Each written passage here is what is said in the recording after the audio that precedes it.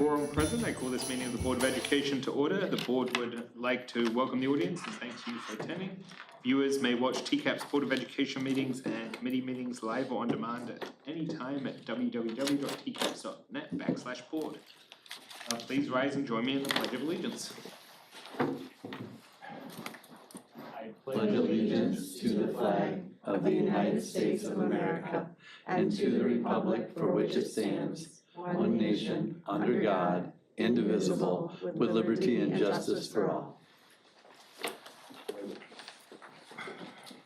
Okay, we're at the review approval portion of the agenda. I do believe there is a couple of modifications. I would like to pull, is this where I Yes. request Yep. to pull 3 policies off of consent and put them into discussion? Okay. Can you state the policies? Sure. It's policy 5407, instructional program and curriculum development. 5411, student promotion, retention, and placement. And 5420 on sex education. Okay, and if, I would just propose that they go in the existing board policy discussion, under items 4, 5, and 6, under item B. And Scott, I'd like to pull 5405, 5405. family engagement. 5405, 5407, 5411, 5420. Moving those to, again, board policy discussion, D. Any other changes? With that. There we go, never mind. Oh. Yeah, and on that note, we did have some comments about microphones and not being able to hear, so do our best to talk into the microphones and remind each other if we do turn them off, so. Any other changes? If not, do I have a motion to approve as amended? I move to approve the agenda as amended. Alright, do I have a second? Second. Second. Alright, I believe, I want a clarification on that, when we make a change to the agenda, we do need a roll call vote to make a change. Correct. So, okay. Yep. So Tammy, please conduct a roll call vote. Trustee Ballinger, Yes. trustee Schmidt, Yes. trustee Bajeris, Yes. trustee Hardy, Aye. trustee Moon yes, trustee Peck, Yes. trustee Newman Vale. Yes. motion Just for a point of future order, so it takes just a majority, it takes a super majority after the agenda's been started, Yeah, so that's. I just why- had a comment, not from a board member here, but a different board member, that Yep. they were blown away that we even have Yep. roll calls, so then I was like, pretty sure you have to, so I just wanted to check, so. Okay, moving on to the next item, which is public comment. We do have public comment, I take it, so the board has set aside this time for public comment, and individuals addressing the board shall have one more opportunity to speak, and it shall be limited to 3 minutes. Individuals should not make personal attacks unrelated to actions affecting the school system, and we strongly encourage common courtesy and constructive feedback. Detailed rules and procedures, including a complaint process, are outlined in Board Policy 2504. Tammy? Bill Wiesner.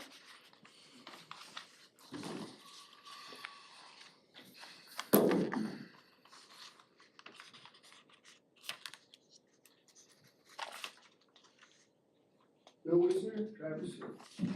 And I didn't label this usually, I know that it rolls sometimes, quite often. But this should be, this is Audrey Moore's quick comments, her analysis of our program. So, if you want to see more on her, her website is matthew18.org. She uses Roman numerals, or just Matthew, 2 T's, 18.org.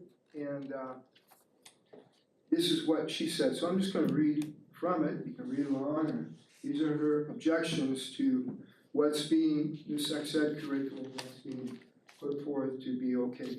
Sex in the law instructs sex outside of marriage is normal. Teach students how to consent. Which so many people would disagree with, that right there.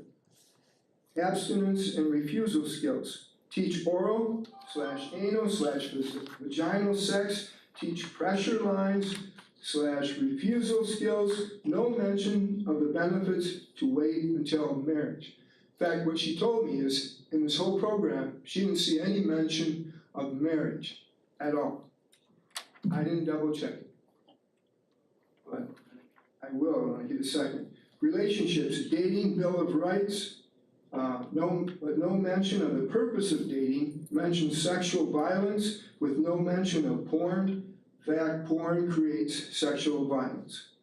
HIV/AIDS under prevention is abstinence, limit partners / use condoms or dental dam. In fact, condoms don't work for anal sex.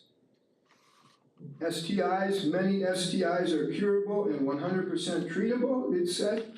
No mention of infertility, HPV infections spread to areas not covered by a condom. Condoms reduce risks.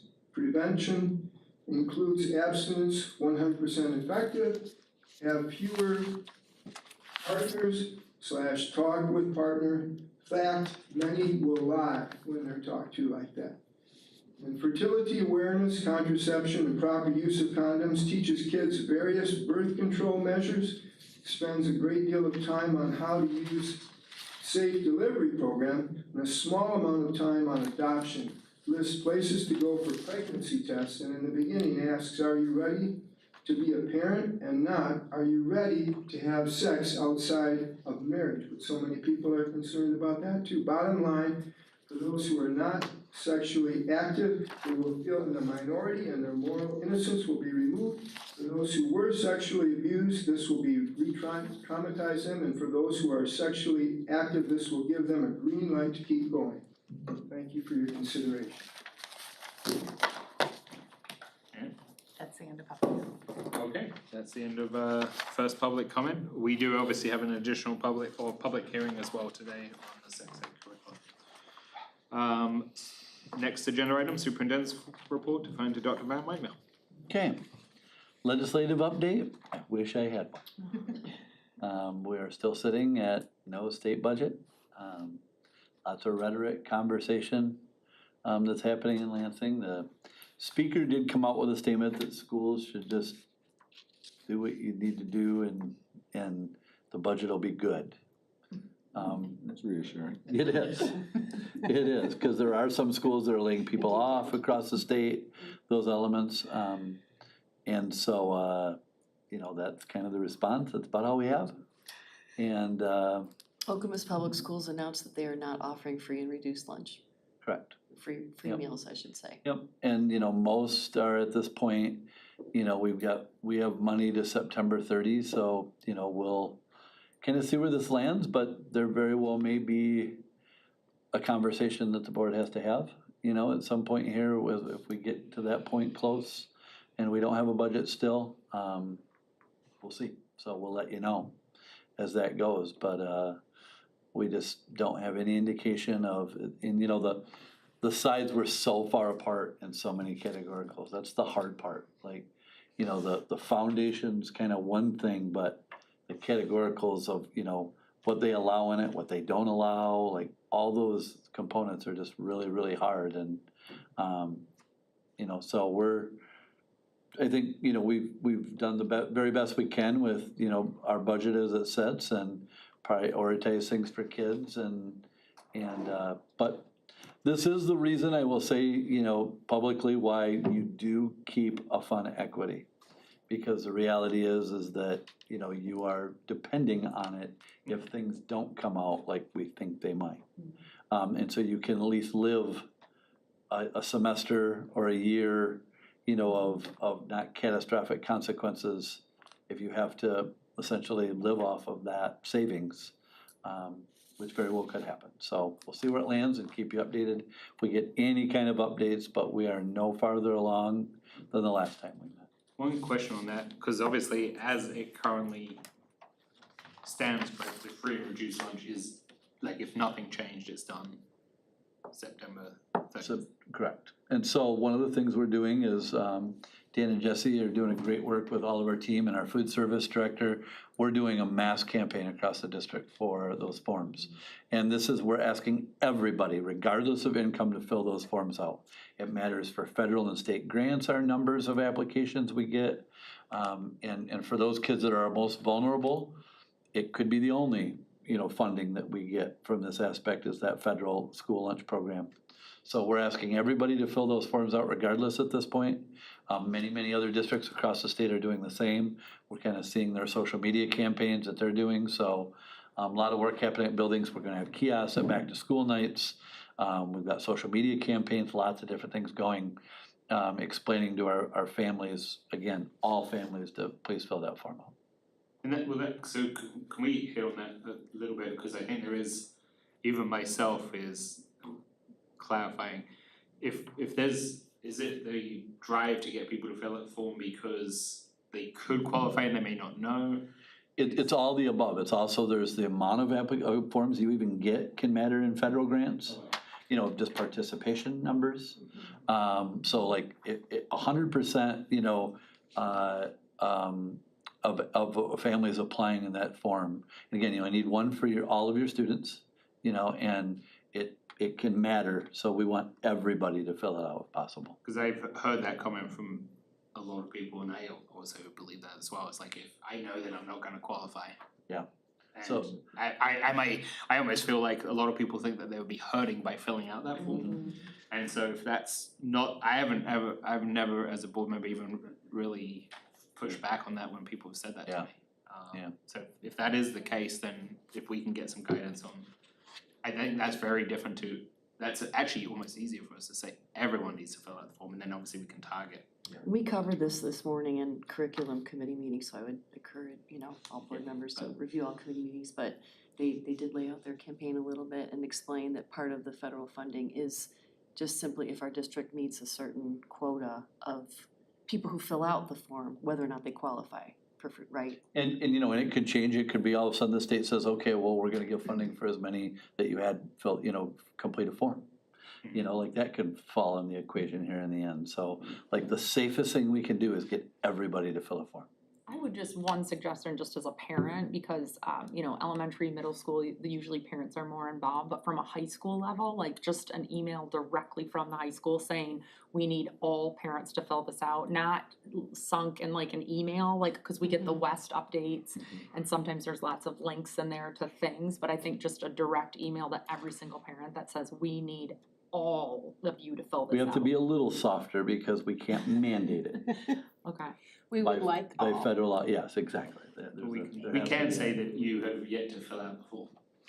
If we don't quite, I don't have all that data that Yeah, we quick, don't, but. we don't necessarily, we can't skim off who already filled it out, so we could say that to everybody, but then there'd be confusion on whether they filled it out. And one thing we talked about earlier today, we have a very narrow amount of staff that even know if somebody's filled it out, and that's purposeful. To protect privacy and families' information. So we really have to be very, very, very careful on that privacy standpoint as well. But note taken, we'll do everything the very best we can from that aspect. My Yep. kid Yep. went to orientation by himself and, so, yeah. I will say that in my orientation, it was very clear, abundantly clear, reinforced multiple times throughout the process of, here's the forms, please fill out all of them. So, It's good to know. very Are- impressed. Are you gonna also do other media besides just social media? Are you going to also go on radio, on television? We do have our newsletter that has gone out, but yeah, I'm hoping to get with, here first day of school, I often get asked to be on the Ron Jolly Show and others, so all of those elements, I'm making sure to push that conversation. And the reason those I think are important is because it's a public forum that people could call in with questions. Yeah. And so I think if there's another place where you need to reiterate something, a question can come in where you do that. Yeah, we have done TV interviews, quite a bit already on it. The Record Eagle is going to be running a story soon. But I'll make sure to touch base with local radio media as well. Can those forms be filled out electronically with an electronic signature? Yes. We actually encourage that, cause the tendency with people filling it out online is they might skip a mandatory step. Well, on a computerized system, it doesn't let you skip it, and if you don't fill it out, if there's something missing, we can't submit it. But they can electronically sign it as well? Yes. Okay. It only takes a few minutes, correct? Yes. Based on what you said. like I said, we will have multiple kiosks out at our back-to-school nights across the district. And then for district highlights, we're excited to announce that Christine Thomas Hill, our Assistant Superintendent for Finance and Operations, has successfully renewed her Business Office Manager certification through the Michigan School Business Officials Association. This significant achievement involved completing 90 hours of professional development. It's a testament to her dedication to excellence as set by the MSBO Board of Directors through their Professional Development Committee. In addition to this rigorous professional development, Christine was also honored as a Record Eagle Leader of Northern Michigan. This recognition further highlights her impactful contributions and leadership within our community. We extend our deepest appreciation and congratulations to Christine for her outstanding work and commitment to education. So well deserved. Yeah. The week of August 11th, we welcome back our administrators and held successful, productive meetings with all of our administrative team, our secondary and elementary principals, and our secondary and elementary curriculum instruction teams as well. The week of August 18th, we welcome new teachers and new non-teaching professional staff members here at Glen Loomis for 3 half-day orientation sessions. TCAPS is very grateful for the generous community sponsors who provided beverages, snacks, and lunches for all 3 days for our new staff. Sponsors included Bay Bread Company, Books from Birth, partnership of the Born to Read and Dolly Parton Imagination Library of Grand Traverse Region, Central Michigan University, Dr. Don Funk at Structure and Function Chiropractic, Grand Canyon University, Oriana Community Food Co-op, and TMP Architecture. So we thank them for all their support. As you all well know, with GASB rules and things, we cannot do a lot of those things that we used to be able to do, and so support from our community for those things is so valuable, and so we thank them for that. This week, we welcome back all of our teaching staff for a full day of professional learning with all of our principals at Central High School on Wednesday. Generous vendors from the community also have giveaway raffle prizes for staff. TCAPS expresses gratitude to Jimmy John's for their generous lunch sponsorship for over 500 staff members. In addition, I want to thank Via, a rep from Mesa Insurance, Seg Insurance, Life Touch Photography, and the Harvard Agency for Mimic Insurance for sponsoring drinks and snacks.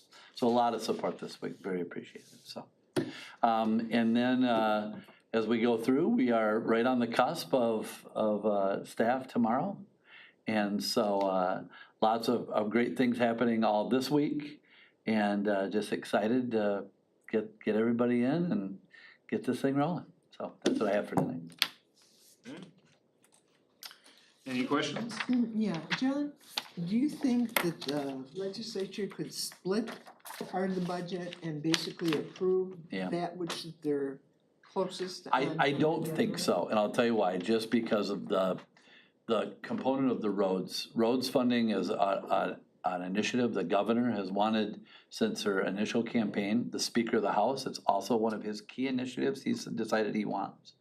And the problem is you have to figure out where $3 billion comes from. And so what it does is it some way probably affects the school aid fund, whether that's taking higher ed, especially university funding, and taking it out of general fund and use school aid dollars for that we're pretty against. But, you know, that's part of the conversation. And so, you know, all the way that the general fund and the school aid fund are taken, subtracted from each other in that element is just, they're intertwined, and because of that, there's probably no way to tear it apart.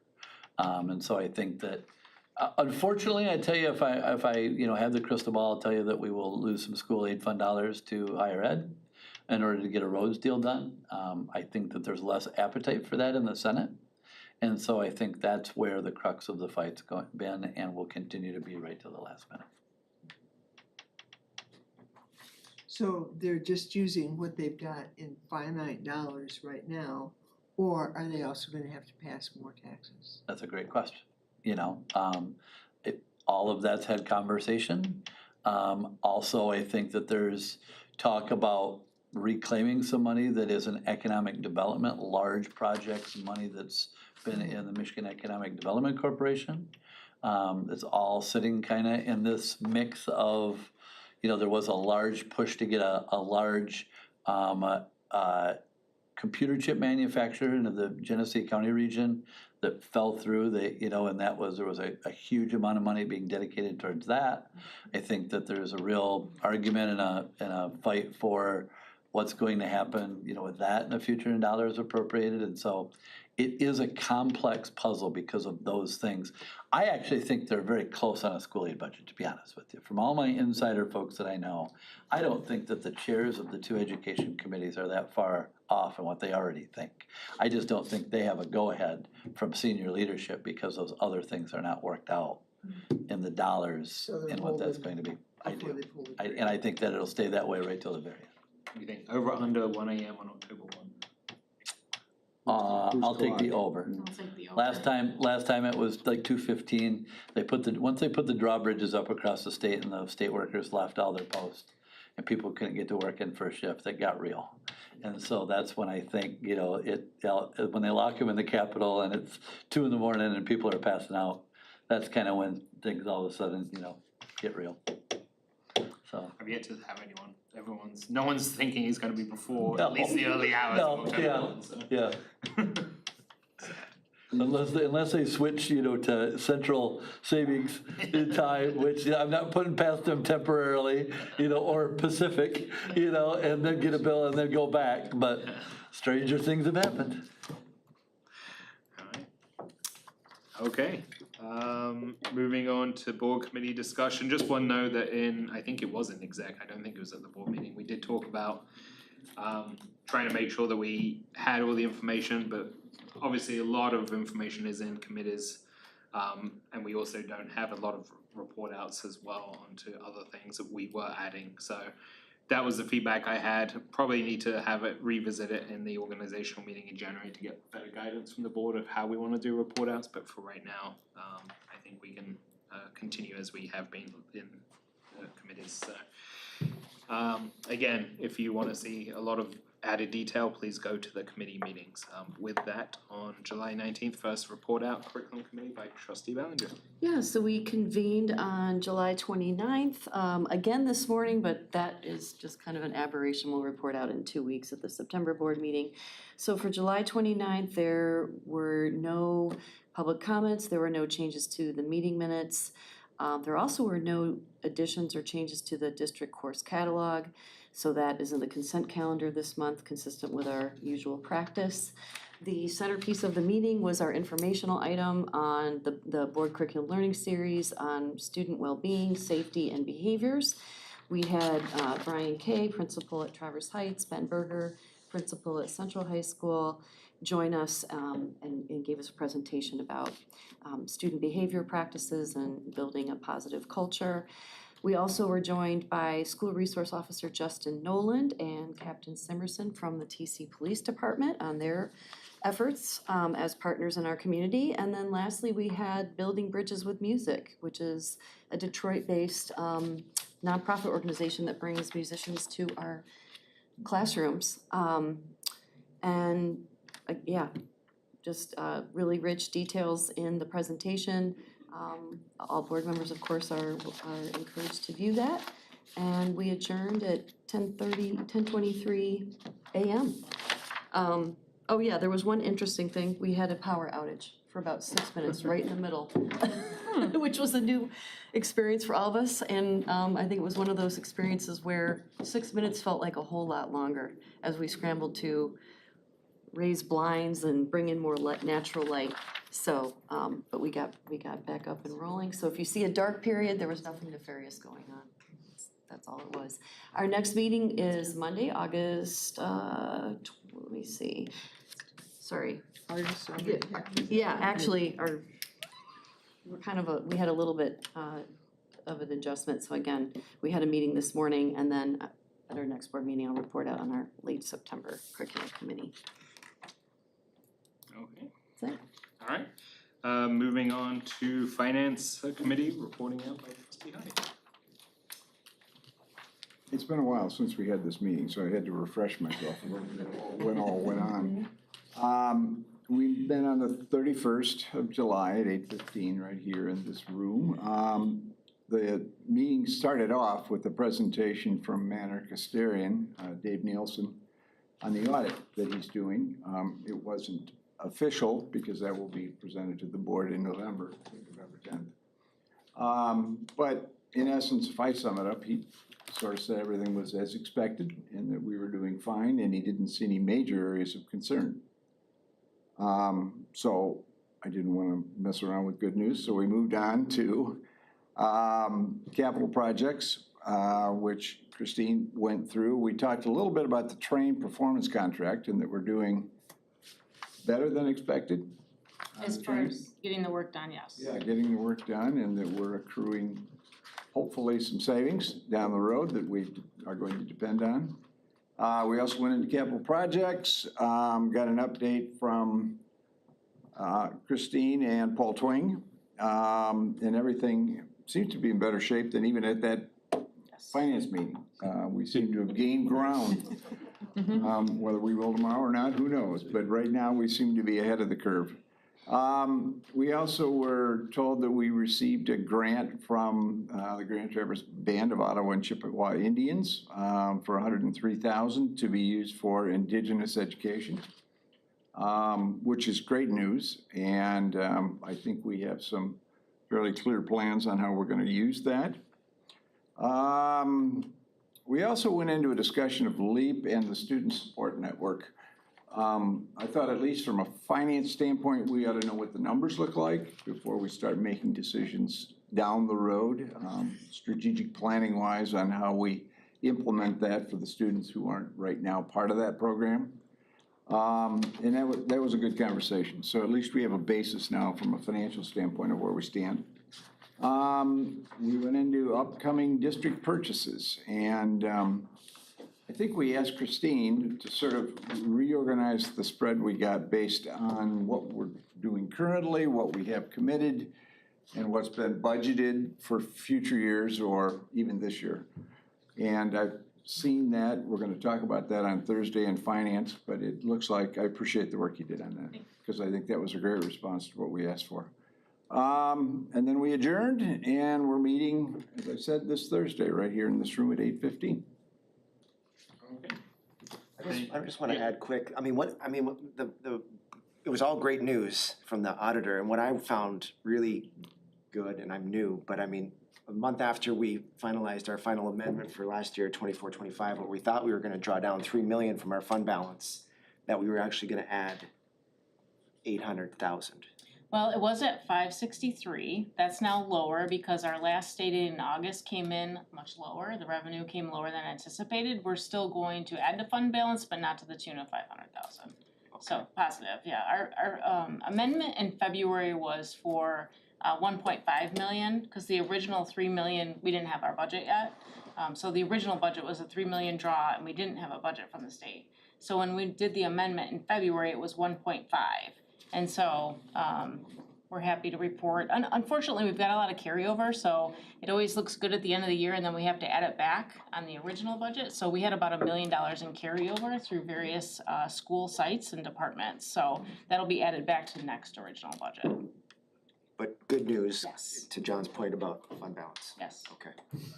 And can I ask a question? When you guys were talking about LEAP, were you talking about more whether you were gonna drop the costs of what students would pay to participate? Or were you talking about more variety in programming?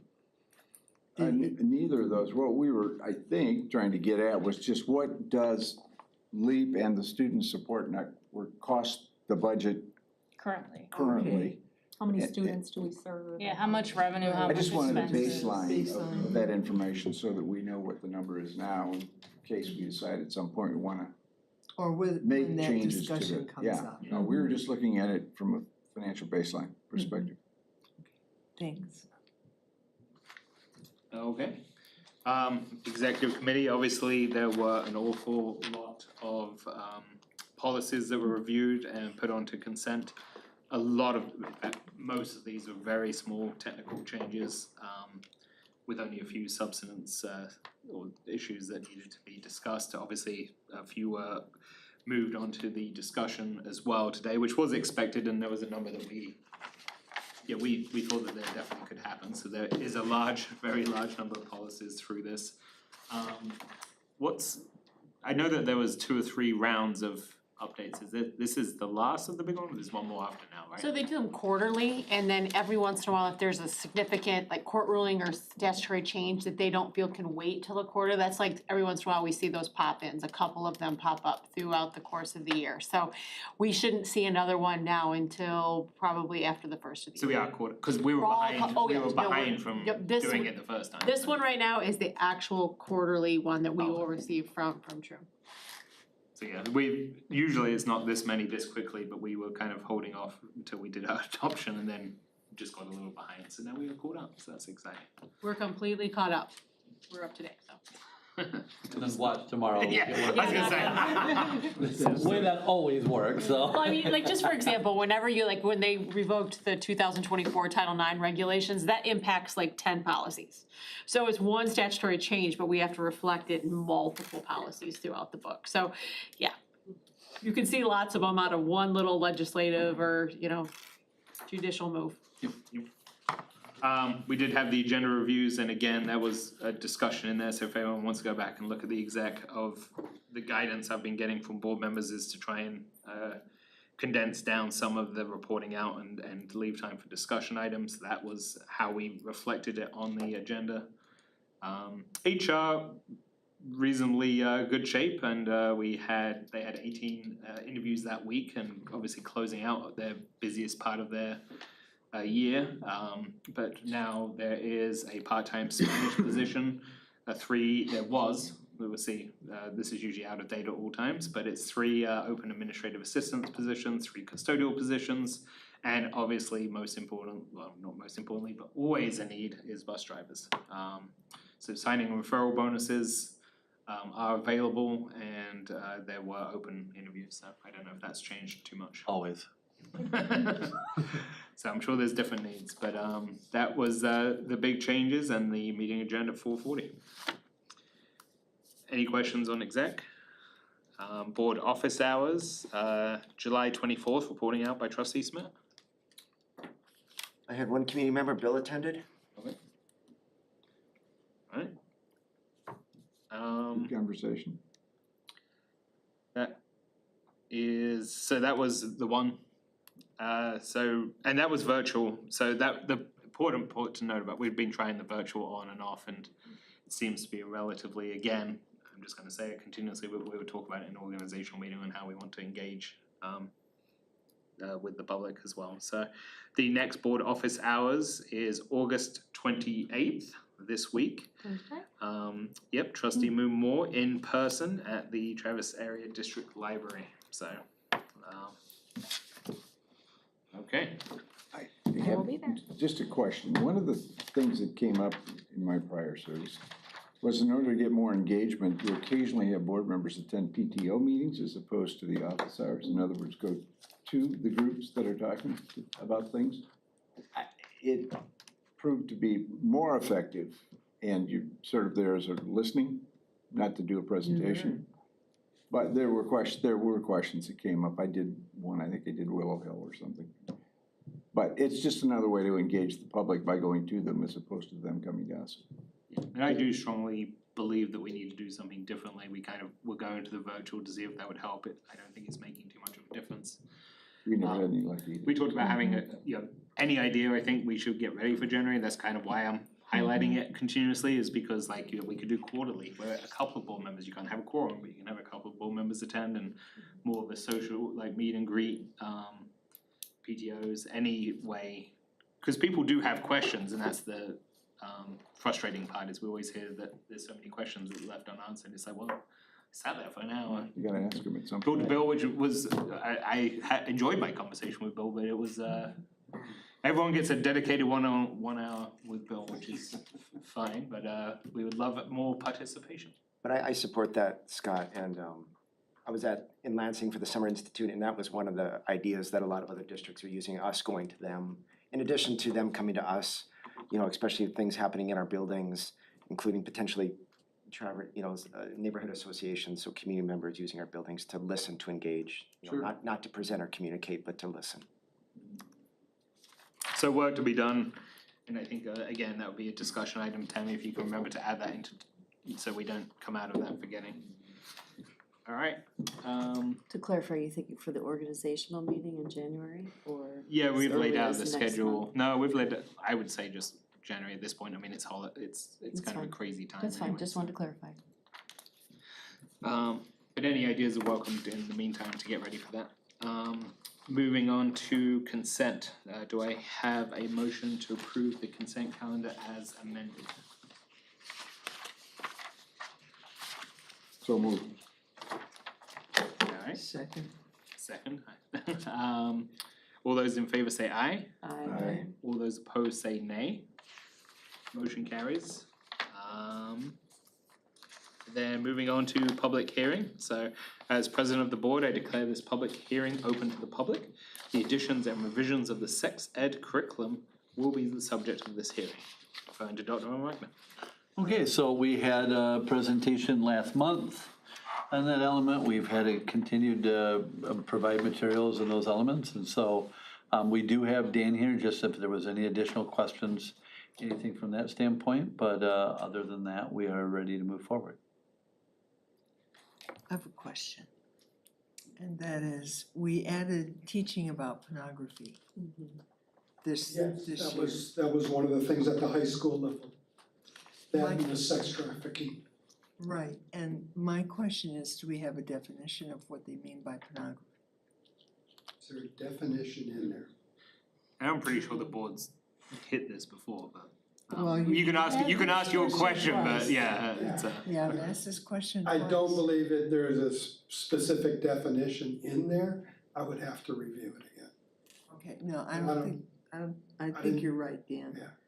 And I think, our discussion at the board, when I've asked it twice, because, once isn't good enough, has been that people felt, well, you would recognize it when you saw it, but you couldn't define it. And I think that we're gonna have to be a little more precise, especially if we're gonna be teaching about it. And I think that, and when 2 years ago, last year, when you came saying that you wanted to talk about, the whole issue of drugs in women's drinks and date rape and consent, how that gets defined. And we went through quite a process of getting a definition on consent. It seems to me we'd be able to get one on pornography. I brought a couple. One of them was from Merriam-Webster, and it tended to say something to the effect of, it would be about sex, it would be insightful, but it also talked about now you're beginning to see violence come more into some of the sex in the definitions of what we consider pornographic.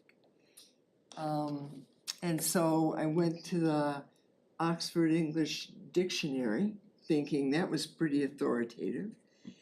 And they said, well, pornography was initially associated with prostitutes, harlots, and their pimps, and it was more in the marketing of sex, is the way they were saying. But then they said that it branches out as part of the marketing thing, and it's inciting. So you're inciting certain behaviors. And I'm thinking that to some degree, we're gonna have to have a definition because it also applies when we get told that we have pornography in our libraries. If we have nothing to put it up against, we have a very hard time saying, yes, we do, no, we don't. And so I'm hoping that at some point, thank you for bringing it up through the sex ed, but I think that we're gonna have to address it. So if you wanna email me those definitions, obviously we're not at a place right now to say, oh, we're gonna insert Sure. this because of the process. But that is something I can take to the committee this year. And that's what we do every year, we tweak and try to make it better. So that is something, specific definition that we could approve and bring forward. We'd look to do that next year. Okay. And then another question that I had was, how long is the term when someone gets appointed or chosen to go on your board? The policy is it's a 3-year term, okay, and we have just sent out notice for this year that we're looking for more members because some people's 3-year terms went up. We did have a couple step down as well, so there's a number of seats available, but they are I put more specifically in the press release this time and in the application that it is a 3-year term. Good. Some people get on 1 year and then the second year they lose interest. That's happened a number of times. If someone fulfills their 3-year term, they can reapply. So there are some people that might be on this and you go, wow, they've been on this committee for 6 years. Well, they reapplied. I get massive amount of applicants, generally around 30. That's a lot when you have 5 seats open or whatever, maybe 7, but yeah. Okay, and how big is the committee? It's roughly right around 20. There's no defined number, but it has to be manageable. 20 is a lot. That's a lot to manage.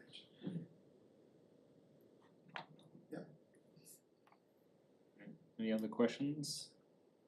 I mean, I would add, Beth, I would love to have a definition, but many have taken it up and no one's come up with one yet. So that's why the Supreme Court punted as well.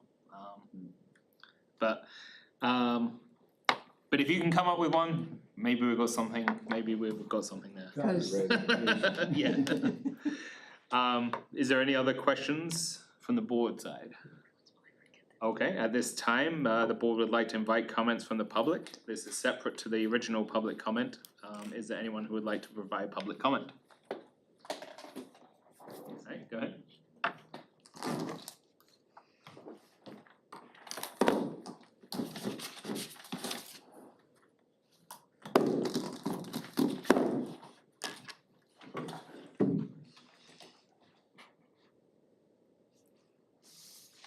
Bill Wiesner, Traverse City. Just quickly, this is the foundation, right here, of the movement, that sex ed curriculum, right here. This is table 34 from Alfred Kinsey's teaching. His scientific studies, he was a businessman with a coat and suit, you know. He hid his homosexuality. He was seriously into that, and that's what he was promoting too. And working on a 6-month-old child, it's on the back, I don't think this is in that handout, but 6-month-old child sexually exciting this person, all these kids that they were, that's the foundation. And these are the guys that are the Seeker's Circle that promoted Kinsey's false data, and that's what the sex ed curriculum is based on. Hugh Hefner was one, he was Kinsey's pamphleteer. Did he have anything to do with pornography, you think? So that's the foundation of the movement that you're voting on today. And this chart is after the ball. Their plan you shall sodomize your sons, emblems of your feeble masculinity. Goes on and on. And that's what's happening. This is what we need. Looking at a biblical basis, basically. Just because it's good. A few things commented. Pornography, you'll recognize it when you see it. Yes, I looked at excerpts from 2 of those 307 books that you have in the TCAPS libraries. And that was enough for me. I recognize pornography, but Michigan is one of 37 states that have an out. If it's for educational purposes, then they can show pornography. Is that what you as school board members will wanna vote for, just because you have this out? And we need some balance on the board there too. I don't see anybody opposing it. And the 8 points that I made on this handout, read the history of sex education, that first link.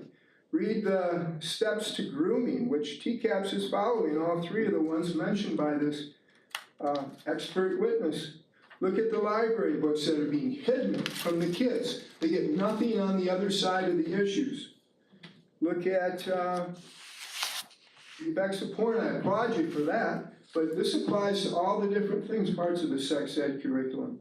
And making awkward feeling kids comfortable, as mentioned in the CAP teaching to these kids, that's a method of grooming too. So I just to say, anybody who's voting for this is voting for the continuation of sexually grooming these TCAPS kids. I urge you not to vote for it. Thank you. Okay, thank you. Is there any other public comment? Thank you. Can I make one other point? There is, I'm gonna close this portion and then there is a discussion item still. So this is the official public hearing portion. But if there is no further public comment, I declare this public hearing closed. But then we will move on to the next discussion item, which is the approval of the sex education curriculum and discussion. Beth? Sorry, I feel like I'm beating a horse that has already run its race. I wanted to share publicly that there are several things that I think are very good in the sex ed curriculum. The curriculum does say that abstinence is encouraged. I mean, it's the first thing, one of the first things it says. And Dan, please correct me if I'm wrong. So it's very clear on that. It also speaks about you don't want pregnancies out of wedlock. You know, the whole idea of promoting family. And I think that's important. I think that the sex ed curriculum per se has come a very long ways since the Kinsey report. It's sort of like saying, you know, there was a time when we never used antibiotics. We've come a long way. Although the foundation of how we treated disease, you know, that was a foundation, but we've come a long ways. And I think in sex ed, to a large extent we have. There is clearly an opt-out, that parents can opt out of it. So I think that there are elements that make it a good thing to have in the schools, because I don't know where else they're getting it consistently. And so that is what I'd like to put out there. Ooh, It is what? also a state law that we have to. Outside, but even outside of the law, It's that's- optional. No. No, we have to offer it. No, we have to So offer it. parents have an opt-out as an Okay. option, but we do have to offer it under state law. Okay, I thought it was you could choose or not choose. No. Okay. And there is required components in there and Mhm. there's narrow windows of it, but I think to your point as well is, you know, I really don't mind if people opt out, they can opt out, but like there has to be at least there's a lot of things that aren't taught at home, or at least have to understand, maybe not taught correctly at home, like wasn't that long ago that there was a lack of respect for women at all, so like what you have to have certain areas that is an option, and if you wanna opt out, you can opt out. I move that the Board of Education approve the sex education curriculum for implementation beginning in the 2025-26 school year. I second that motion. Okay, Tammy, please conduct a roll call vote. Trustee Moonmore, Yes. Trustee Bajeris, Yes. Trustee Ballinger, Yes. Trustee Hardy, Aye. Trustee Pack, Yes. Trustee Schmidt, Yes. and Trustee Niederbell. Yes, motion carries. Sitting next to a pirate. I was even gonna give you an eye to support you there, but Catching me off Rules guard. training. don't let them bully you there. Sorry. Okay, moving on to the next discussion item, which is school safety update. Okay, so just, I know we've talked some about it, but just want to reiterate again that we held our third district-wide mock reunification training event. And we really learned a lot from this that we still are every day just talking about when you have an incident and trying to figure out how to mobilize people, how to be able to reunify students with parents. So appreciate all the work Patrick McManus and all of our team has done with that. Every single time we do it, we learn so much. And then as well from a school safety standpoint, it's allowed us to proactively adopt the standard reunification method, SRM. So it's again, a very nationally known best practice that's being done. And so again, we're trying to always stay ahead of the curve and learn. And so the resources that the district has put into school safety and Patrick's work is really important. I know also in the last couple months, Patrick and Christine, I in a different opportunity has had the chance to hear from some of the folks that were at Oxford during that horrible tragedy that just again reiterate some thoughts for us on are we thinking through structures and who's in what buildings and how to communicate and so just know that we're going to continue to do that, continue to be proactive on that work. I also want to mention we had the opportunity to have a meeting, both Secretary Ballinger and Trustee Schmidt had the chance to participate with me with the Garfield Township Supervisor and I guess Township Manager, I want to say, Chris Barchev. And then also the head of the Road Commission, Grand Traverse County Road Commission, as well as 2 county commissioners. And had a really, really good conversation, I think, about Frankie Road and the work on that, the work that they're planning on Frankie Road. And so I think, the next step is that they wanted to take back some of the information and conversation we had, talk about what might be able to be done with that road as they're looking at probably in a year from now of repaving that, of what kind of measures could be put in place, all those elements, as well as I was also charged with contacting the Sean Winter with the City of Traverse City planners. So I did in fact to touch base with him, and he was going to touch base with Chris Barchev and have that conversation with the road commission. And then in about 30 days, we discussed that we'll try and set up another meeting to come back and talk about what ideas they might have. We also had the chance to update. Recently, I had the opportunity to meet with the township planner and the township supervisor in East Bay Township. So with an extended Safe Route to Schools grant, there's a lot of work happening there as well. Across 3 Mile Road, a crossing that does have flashing lights and some things being put in there. They're extending the TART trail system all the way to East Middle School, all the way from essentially, I believe, 45 North, all the way by TAC, and all the way by the airport, all the way through. So a lot of really, really quality work that's being done there, and so really good opportunity. And then also to talk about what they've had in conversation, still a long way to go, about Garfield Township all the way out to West High School. But as of today, we have a sidewalk at West High School that goes from the road all the way up to the school that I know was something we've talked about, kids having to walk up the drive, and that is there right to the corner. That's awesome. Yeah, and so I had the chance to go look at that today and progress with that. So, moving steadily on all those projects and all those things. We'll continue to look at those things and appreciate the partnership with all of our local officials and continue to discuss but it definitely was a good conversation. I think there is mixed views on, what should be done there from safety. I think that, the The road commission, I think, has concerns about a crossing, but also wonder, are there some ways that there's some different engineering mechanisms might be able to put into it, so again, they're gonna brainstorm and I think come back with some thoughts for us. That's what I have. Anything to add, Josie or Ty? No, just to say I was very encouraged by Garfield Township officials' openness to being part of the solution.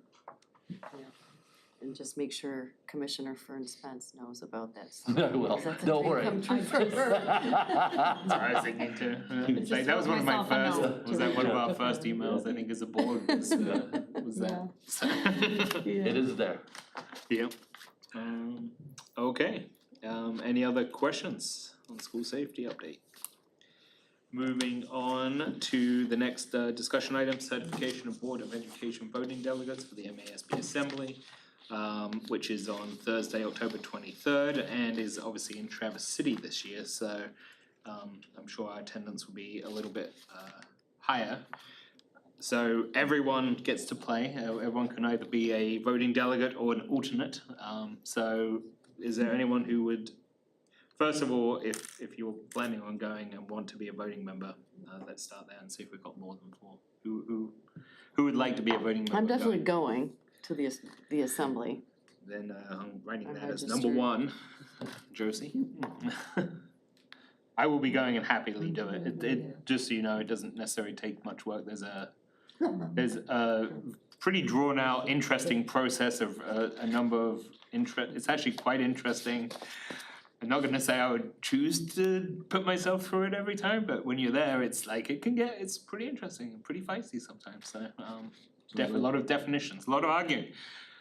Beth, you would like it, you would like it. A lot of arguing over definitions.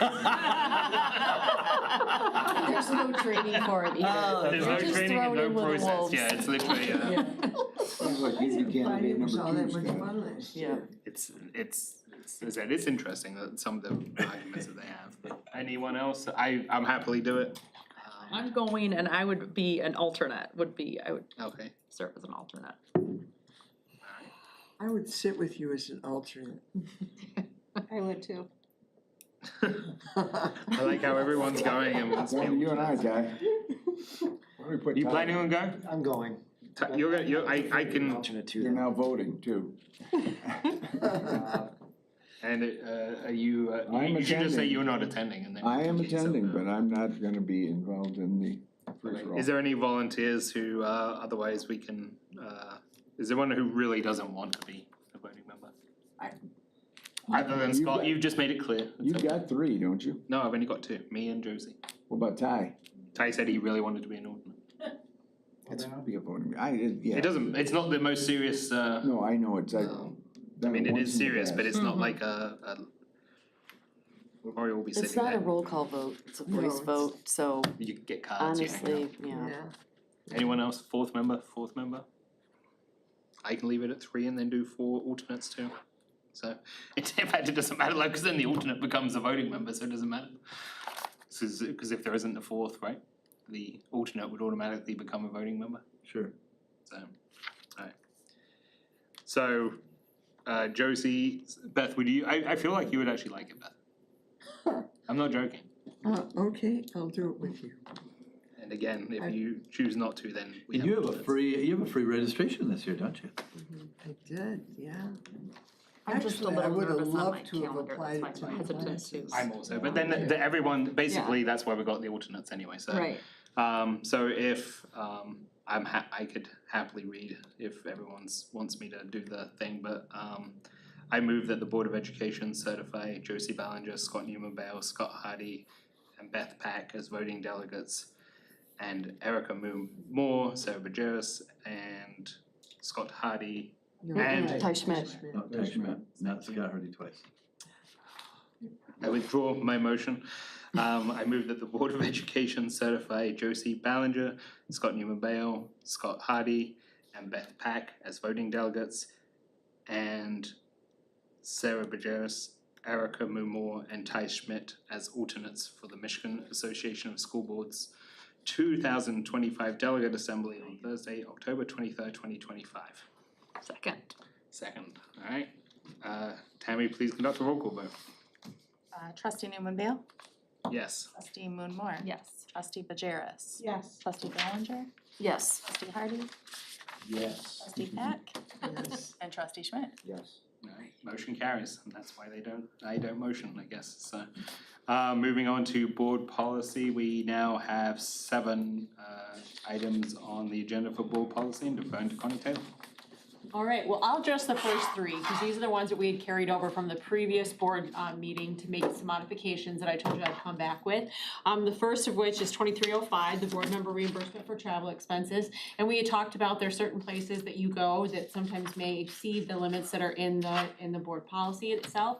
And so basically what I was asked to is just to give an option that if there is a request that there are going to be projected expenses over that based on the location, thus such as Mackinac Island, that individual could then go to Board Finance Committee and seek an exception to those policies. So I built those in, that's just built into the policy as an option for folks moving forward, so I added that language. The second, the 3116 is now B, 3116B. Couple things that come up around that. Previously, we had added that policy. Now, keeping in mind, this policy, the social media, was the Neola policy that we had had for a number of years in the district. But there was not a corresponding one under Troon, and there had been an ask on behalf of the communications department to bring that policy over. So as we had our previous discussions, I had placed it in one area, but that was more student focused, so there was a request to move it more to general operations. So we have done that. This is now kind of piggybacking with our general acceptable use policy, which is applicable across all districts. So the social media policy now 3116B would align with that. And then there was also some concern, and to be perfectly frank, our communications department had talked about those crossed out sections that I provided for you below the lettered numbers there. They were really ambivalent about whether or not those needed to be included anyway. They've been there, they've not really utilized those provisions, but there were some concerns on behalf of board members that were they necessary, and they really weren't. The rest of the policy really got at what they were looking to do, and that was just the ability to, under certain circumstances, if certain items were placed on our website, that they could remove those if they fell within those, 5 identified areas. So we removed the remainder of that policy and then just left that there. Again, this was the policy we've been using, but just did a few minor tweaks for all of you. And then lastly, we had talked about the last one on our homeless students, really with McKinney-Vento, and there had been some questions as to about district responsibilities, and Dr. Van Wagner and I thought that the policy reflected what was required under McKinney-Vento, but indicated to you that we would go back and verify, and that really is the student's option to immediately enroll in their origin school in the event that their homelessness arises some point after their enrollment or during a summer between periods, that they do have the ability to return to their school of origin. Even if that was a school of choice for them previously, that would still remain their school of origin. So their ability to go back there to limit the disruption to homeless students is what's required by statute. I went back, compared our policy right to the McKinney-Vento statute, and it's essentially word for word.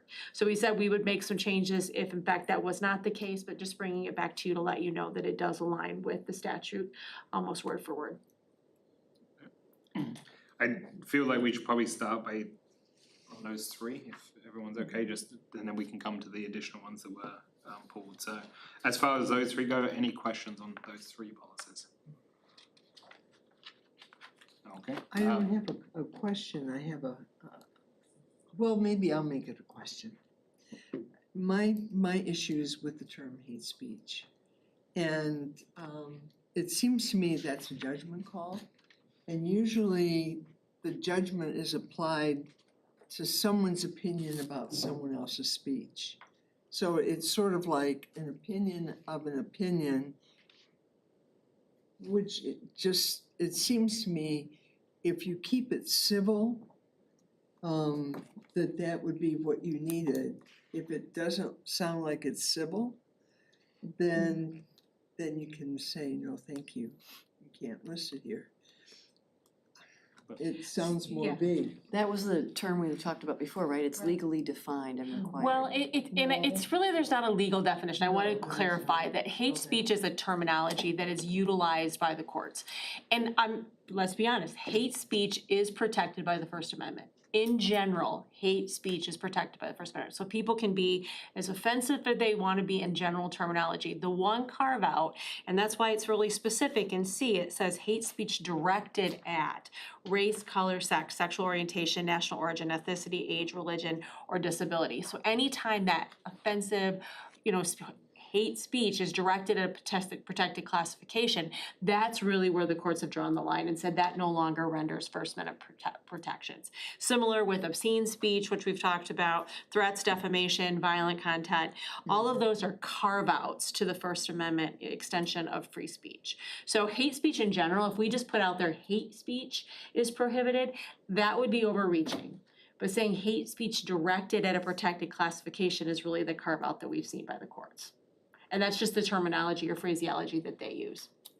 Cause I was thinking they pretty much covered the gist of what you didn't want to show up without referring to hate speech per se. That was just my feeling. To me, it's like something that's going into the vocabulary that has emotional charge. It goes to, I think, and we talked about this last time, the difficulty is I'm not sure there's a great way to phrase it. Like if we start saying offensive speech, people will say, well, what's the difference between offensive speech and hate speech? It's offensive, it's crude, it's, you know what I mean? I just think it's a slippery slope that it is one of those things when you say that, you feel like you can go out and just say, I think this entire world sucks and everybody in it's evil and awful and terrible and whatever, but so long as you're not saying it directed towards an individual or a protected classification, otherwise it's protected. We may not like it, but otherwise it's protected. Sort of reminds me when Bob Hope was talking about how he stayed in a hotel and that the ceilings were so low that even the rats were stoop-shouldered. And the hotel manager came back and said, how dare you say that, you can't. And so Bob Hope's correction was, I apologize, the rats are not stoop-shouldered. It kind of is that kind of flavor. I move that the Board of Education approve policy 2305, 3116B, and 5307 as presented. Okay, do I have a second? Second. She'll second. That was a tight one, but, okay, and then, Tammy, please conduct a roll call vote. Trustee Schmidt? Yes. Trustee Moonmore? Yes. Trustee Pajeris? Yes. Trustee Ballinger? Yes. Trustee Hardy? Yes. Trustee Peck? Trustee Newman Bell? Yes, motion carries. And then staying on this discussion topic, there were 4 items pulled from the agenda. First one, we'll just go in numerical order, so 5405. I think that was. So I pulled this in March and I fully support these amendments. There's a lot of changes. This is the one that had the most red on it. So I just had a couple questions and I sent those ahead of time, so hopefully there's no. And we very much appreciate that. Okay, yeah. And you're right, this is the most revised policy, so warrants some additional I mean, discussion. it's really positive, like if anybody watched curriculum, like we all know, like family engagement is critical to some of these, these goals that we're about to approve, so. I just had questions about the providing parents information about proficiency levels students are expected to meet. I'm assuming we all expect them to be high or high average, right, on NWA, is that right? Yeah. Yeah. And then just providing those to parents, we do that, parent-teacher conferences and mail home, not only MSTEP, but MWA scores showing that proficiency. So we will talk about MSTEP with them as well as far as proficiency or? Those get mailed home. I don't know if there's an actual discussion about proficiency with those families, but we do discuss the NWA reports. Got it. Because they come out so much later, you're talking to the parents from the year before with a different teacher. And I like this part, like that the policy will jointly developed and annually reviewed, amended and distributed to parents and family members of participating students in the local community. And that information about how parents can provide input will be posted on the district's website. Do we know yet when this year, 25-26, those jointly created policies will be reviewed, amended, and distributed? We actually talked about that today in our communications meeting, and so we're gonna work on getting a page out there, and when we do get that out there, I can send you the link and stuff, but we were talking about just exactly what you're just hitting on, like how are we gonna get that out there to parents, how are we gonna make sure our sites know about that, so we're working on that yet with the new website. Great. So with that, I'll just make a motion that we approve policy number 5405 as presented. A second. Second. Tammy, please conduct a roll call vote. Trustee Schmidt? Yes. Trustee Ballinger? Yes. Trustee Bajeris? Yes. Trustee Hardy? Aye. Trustee Moon Moore? Yes. Trustee Peck? Yes. And Trustee Nomaville? Aye, I'll give you the. Great. I can't do it continuously, but I'll do it once, yeah, you're in the middle. Okay, next, one that was pulled was 5407, instructional program and curriculum development. Okay, in section D on that, I would just ask that all complaints, when they hit, complaints coming from parents, the public, when they get to the point of committee review level, that the board be informed that there's a complaint about material coming and it's going to be reviewed in a committee setting. Right now, I guess the way it works is they would do a complaint. If it's with material in a classroom, it goes to the building principal in writing. And then he, she discusses it with the teacher. The parent, I don't think, is part of that. It's all the written material that's been sent.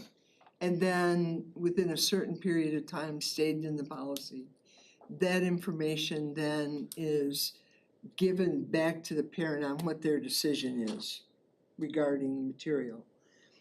The parent can then say, I accept that and it's settled, or they can say no, and then they can appeal to the superintendent level. And then the superintendent level, the superintendent can form a committee, and it goes to the committee, and then whatever the committee decides, that's what is final, is the way it is. And I just thought, well, if they're complaining about something and it's going on to that level, it might be good to have the board, not that you're weighing in on it, we are not the committee, but just to be aware of it, what the complaint is. So you're talking about notice when the parent submits the written appeal to the superintendent. When it goes, when it starts to hit the committee level, then that's part one of how to complain. If you've got a complaint about material that's in the library, and that's where I think it was originally, in the old policy, then the librarian teacher takes that to a committee. She forms a committee or they She form a forms a committee. committee, yeah. To review, It's very including similar parents, concept. teachers. Yeah, and then they make a decision, and I think that's final. Is that- Correct, the committee's, a decision is filed in both cases. Right, and so again, I think it'd be good to know what's coming in to committee level. The other thing I have issue with is then what happens is there's a moratorium and you can't challenge on that material for 5 years. I think 5 years is a long time.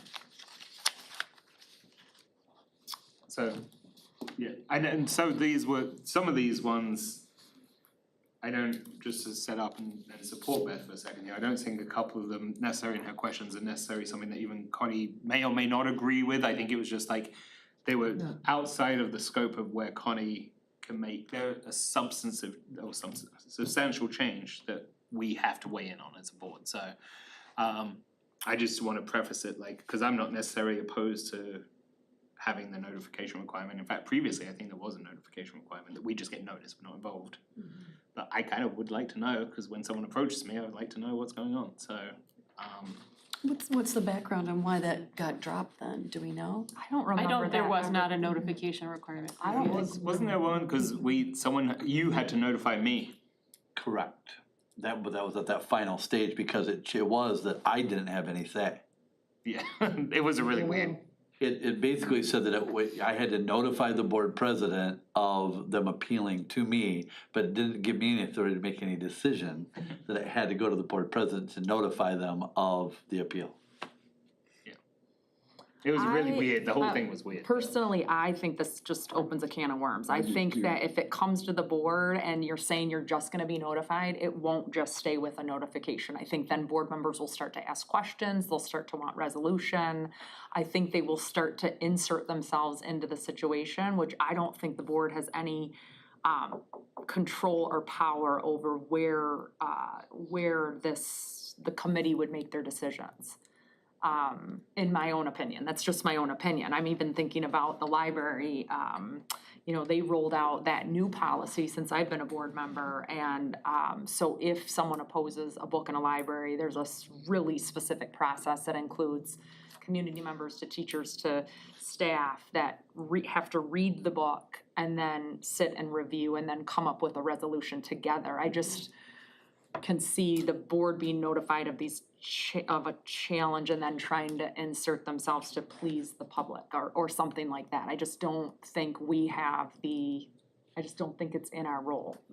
I'm not, you have to leave it up to those that are involved with curriculum or to make those decisions, in my opinion. I do get your point. My only point was that I know that I'm gonna get asked by people, and so then I have the basis not to rely on their one-sided, that I know what's going on. But wouldn't you redirect them to curriculum? I would Exactly. always we're not involved at that I'm fine, level. yeah. I'm fine with it, like, it's not something I feel strongly, I'm happy No, to have that I would notification. but agree with Erica from a different perspective. I don't want the general public thinking that because we're notified, we can intervene in the process. Correct. Or be influenced, Right, right? and I just don't wanna be part of the solution because it needs to stay internal.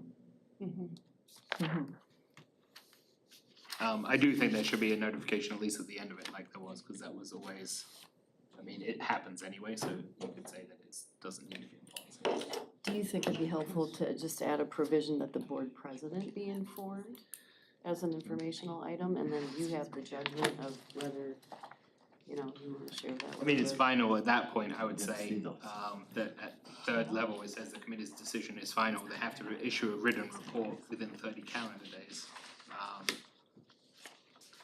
I think Well, at that point it is The other done. thing I was thinking is, we get notified whenever EMS is called. Now, it's not that we go in there and say, what happened? And who called, and was it appropriate? We don't. We're just aware that EMS was called to a school. I think that is a completely, because you're gonna get called as a board member for knowing, well, my kid's at West and there's a lockdown or something. As a board member, I think that would be different than like a curriculum. Well, see, I think Review. if they're challenging something, for whatever reason, if you end up with 5 challenges on accuracy to a certain thing, it might be good to hear that as opposed to hear it around circular word of mouth through the community. How often does this happen? That's the other good point. Happened one time since I've been here? See, It hasn't, it's not gonna happen it's all. happened That's about just 3 or 4 library years materials, ago. not instructional materials. They were So we split it, so there are two. So Beth, you're asking for this amendment to be added to this policy, these 3 bullets here? Yeah.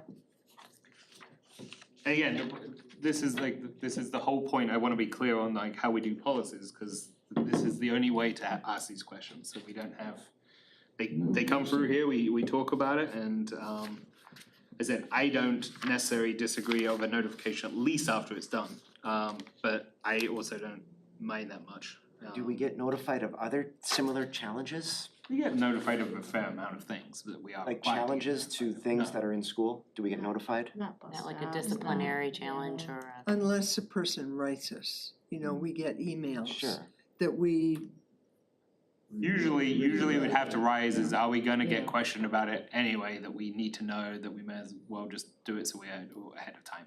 Usually I would say that is the case, they're so infrequent, but as soon as it happens, we do need to know about it, cause we're gonna get questions about it. I don't mind either way, I really don't. I think we would get notified, I think it's not an issue Could you live anyway. like in that last sentence, the committee will issue a written decision within 30 calendar days of receiving the appeal based on the factors, the committee's decision final, and the superintendent will forward the final decision to the board. That's why I would at least say that is, I think so. I don't think it gets the best point, but I think it at least allows us Then to at have a least you conversation. know and It's a you good can understand what the compromise. committee's thing was. And it doesn't insert us in a process. Correct. as we go Right. along. Which I do agree with as well. Yeah, it's a good compromise, I think. Okay, So we'll add that language and bring it back next month. can we just, No, we can probably, Do it I mean, right it's can a amend it simple- right now. Sentence there, I It's a just pretty said. simple. Be done with it. Yeah. yeah, yes, yes, You might get to restate it. yes. Do you want that in both the media materials Yes. and in the instructional materials, both spots? I would say that would be Both fair. places, yeah. And I'd get rid of the, the timeline on, you can't challenge materials or you can challenge materials, whether it's 2 years, 5 years, a century. We debated that a lot though, to not just have numerous people doing it, making us go through the process again and again and again and again and again. Yeah. That's the one, that was the debate the board had. It's a very time-intensive process to pull that committee together. It has to have parents on it from both sides of town, staff members from both sides of town, administration. You fully read the text, which a lot of times we have to pass around. And what we saw was there was some movement to get rid of a book, and so the minute our committee would rule, they would just have somebody else. Right around. Which is typical what we have. And it was just very exhausting for staff, to be honest, to then go right through the process again. And the thing, don't forget that we have a full staff of teacher librarians, right? We have 4 certified teacher librarians who are constantly vetting our collection. And they can remove anything that they have concerns about. So, and they're doing that every year. They look at, gaps and needs and, usage, and they adjust collections based on that, so.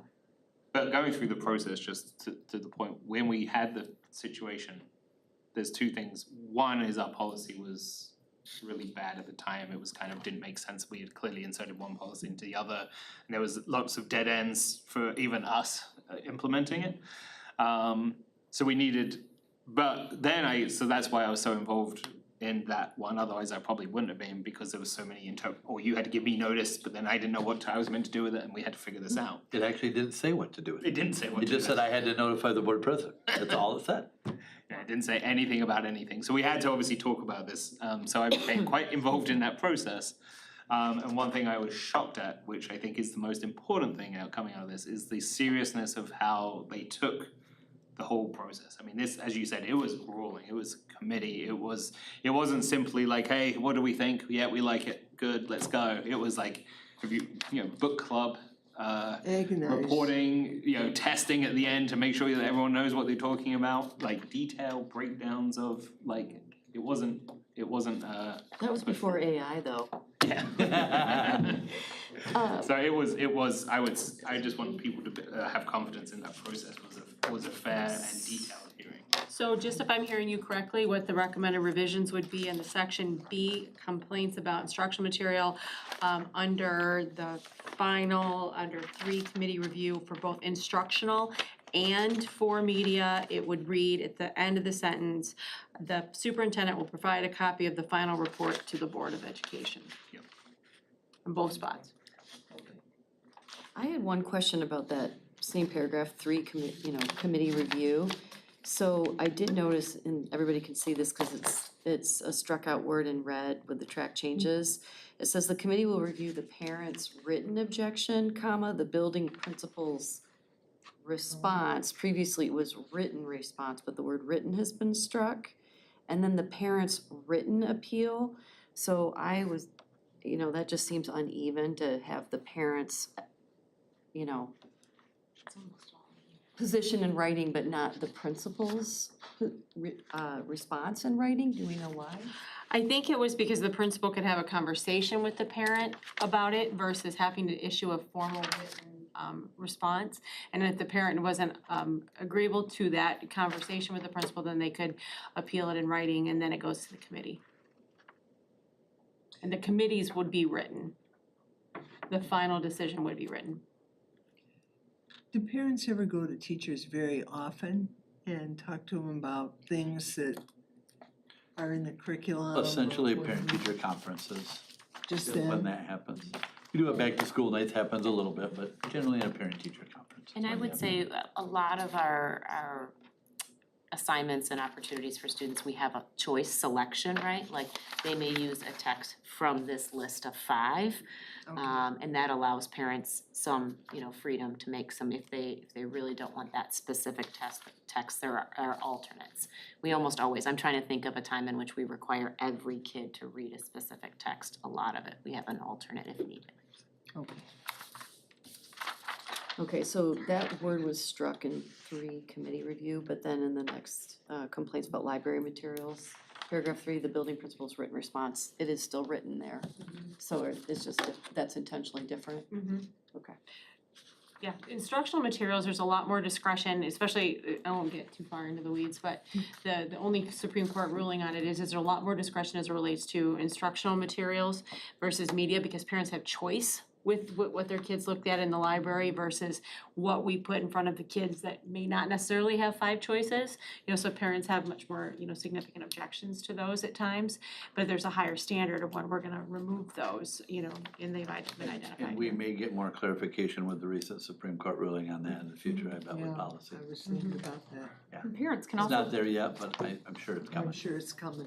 parents can also put a list of what their kids can't check out too at the library. So if they don't want them to read X, Y, and Z, and the child tries to check it out, they won't be I allowed. don't know if that should just be like one point in this policy as well, that's an option too for parents. I don't This think, motion, I mean, most of the Maybe time that's it's just communication. overkill. Is there a motion, do we have a motion? Well, we've to got amend that? 2, we haven't, but I think Connie Still almost going. finished clarified on the second, so you've got your clarification. I have my on one. clarifications, I'm just adding that to the both. Okay, so those 2, I think, are covered. I think the board did cover about they don't want to change the 5 years, Leave it be, leave it be. unless it becomes Are we gonna make a major motion on each one of these? You can do that, or you can do 4 in one go. Why don't we do a motion on each one, that way we'll keep it clean and we'll just be done. I move that the Board of Education approve Board Policy 5407 with the changes adding at the end of the sentence like we discussed, the superintendent will provide a final report to the Board of Education. I second that motion. Okay. Tammy, please conduct a roll call vote.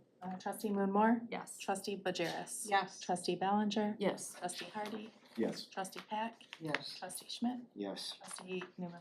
Yes, motion carries. And then I believe we got one other. 2 more. 2 more. 5411 and 5420. 11, on student promotion, retention, and placement. I thought that at some place in that policy, the policy needs to state when and how the parent was notified that a student was getting a grade of non-proficiency. And it seems to me that the earlier the parent is notified, hopefully, the better you can begin to address it, both from the parent as well as the teacher with the kid. To wait until a grade comes out may be too long. Grade isn't, what kind of grade are we talking about, M-step results, or are we talking about an actual grade in the classroom? I'm talking about basically a grade on ours. Well, every Parents have parent, Power access School, to every everything that parent, their you can kid go is into, doing. yeah. I don't think all parents know how to use that. And the reason that I'm asking is a parent that I was talking to, and I've told you about her, failed 5 of her academic classes. And I asked the parent, well, when were you notified that there was a problem? And she said, I was notified when I got a call from the truancy officer. I was not notified until then. I said, well, absenteeism probably figured in. And she said, I knew she was absent, I knew that, but I didn't realize the extent to which it would affect her grade. And it seemed to me that there needed to be a little bit more communication. She said she didn't hear from any of the 5 teachers at that point. So I thought in this policy, maybe we should say that we need to say, how do you notify the parent? Not everybody apparently uses Power School. I've gotten notifications from teachers that just say, so-and-so's assignment hasn't been turned in or, I mean, I think is up to the teacher, but or, we're waiting on something or something hasn't been turned in, We also have an email that goes out and it creates a PDF that shows you all your grades every week. Every week. At the high Every school level, Thursday, I right? believe. At the high But school level. that's And then what parents she too said can- in Middle high school school. also. In middle And school. middle And middle school, just and not parents elementary. can sign up, I'm looking at the analytics on our Power School, about 22% of our parents opt to sign up to receive reports that are pushed to them. 97% of our kids have logged on to Power School and looked at their stuff, and 59% of our parents have used it this last year. So you opt in to get the grade? You can opt in to get the grade alerts You as said a it was parent. 20-some%? that might be something to add to like a newsletter or something. I always just We make do, my we kids. put that in there, yeah. this is how I you got can them, opt in. I forgot I opted out. Yeah. Or maybe even Never knew just I show opted the in. parent when you have your teacher. Which does actually come back to like a fair point, though, like, do we require, we have to require opting in, right? We can't have it, you can opt out. For the alerts, you have to opt in for those, but we do push, like they said, the PDF grade reports starting the third week of school, we push those every week to all of our secondary students. I mean, I guess Scott's That's question- regardless. I think Scott's question is could we say everybody happens to everybody unless you opt out? What's the Power School or the tech ramifications of that? It's probably just changing the formatting and I guess my customizing it only probably. fear is that, if we create a policy and then we're holding our teachers accountable or our administrators or our staff accountable, I just, there's nothing wrong with a parent saying, every Friday, we're gonna sit down and go through Power School and with their kids and putting that onus on a parent. But I think that some parents aren't doing that. Yeah, And I could be wrong. correct. I understand, but then I'm just I'm trying, not, what I was saying is if we can do it, reverse it the other way, I feel like that takes care of Beth's issue and we don't have to put in policy. And we will agree with it because we know that, I'm guessing that the people who haven't opted in, like, are less engaged with their, right. they are by definition. Can we, So I mean, can we take a look at that and punt, and if so, Yeah, I mean, I think we need to look at what is our we're capability. gonna be right back here in 2 weeks? Give us a chance to look at that, and if there's a way for us to reverse that, we'll let the board know, if not, you can take it back up. And I just have one more thing to add, I mean, so the push notifications weekly, that's for middle school and high school. Correct, and I'm sorry, that's not an opt-in, everybody gets those, you can't opt out. Oh, they do. We email all parents, I'm sorry, we email all parents the grade reports every week. There's no opt-out, here you go. The opt-out is don't open the email, I mean, that's your opt-out. You can opt in for like an alert that when assignments are graded by teachers, we have 22% of our parents that like to see every single assignment and they get an alert. I would hesitate on opting all of our parents into that because, Yeah. okay, you know why. We were just talking about the Yeah. PDF. Everybody gets the PDF, everybody gets That's it. what I thought, Everyone. yeah. So if she gets an email, or has an email address connected, she gets it. Unless she's K through 5, junior K through 5, right, they're not. Well, Which is not a in difference. junior K through 5, when we talk about proficiency, if there's any issue with proficiency on the fall NWA, that student automatically is receiving tier 2 services and parents are contacted. And you have our task team, right, teachers addressing student concerns. And then at secondary, you also have SST, you have student support teams. We had one at East Middle, so if someone's failing 5 classes, there's gonna be communication home. Automatically, so all these students receive that support, we just don't hopefully put it out there that we hope they read their email. Like, if a student is failing in school, there are several different safety nets that every student is addressed in schools, and we all have a pretty good structure now, pre-K-12, JK-12, to make sure that if they're not proficient or if they are failing, it's more than an email. Yeah, we pull, at the secondaries, the counselors pull the grades every Monday and they huddle with their assistant principal about where the Ds, they pull Ds and Fs every Monday at all of our secondaries. And then a lot of times they'll do what they call family meetings, if they see a student is on it either multiple weeks in a row or, like Dan said, 5 out of 6 or 6 out of 6, like critically, there's issues and we need to brainstorm, they'll do family meetings for those, so we have a lot of those systems in play. I was just really, because I've not been through this system. Mm-hmm. And I'm Yeah. concerned about this one child that is falling through the cracks. We get those progress reports You and. know, Mhm. is what I'm thinking. And then the second thing in the policy is it seemed to me that there should be a general discussion or recognition regarding remedial work. Because these are the kids that are not hitting proficiency, but yet the class is gonna keep going forward. So they've got to catch up, but they also have to stay on target.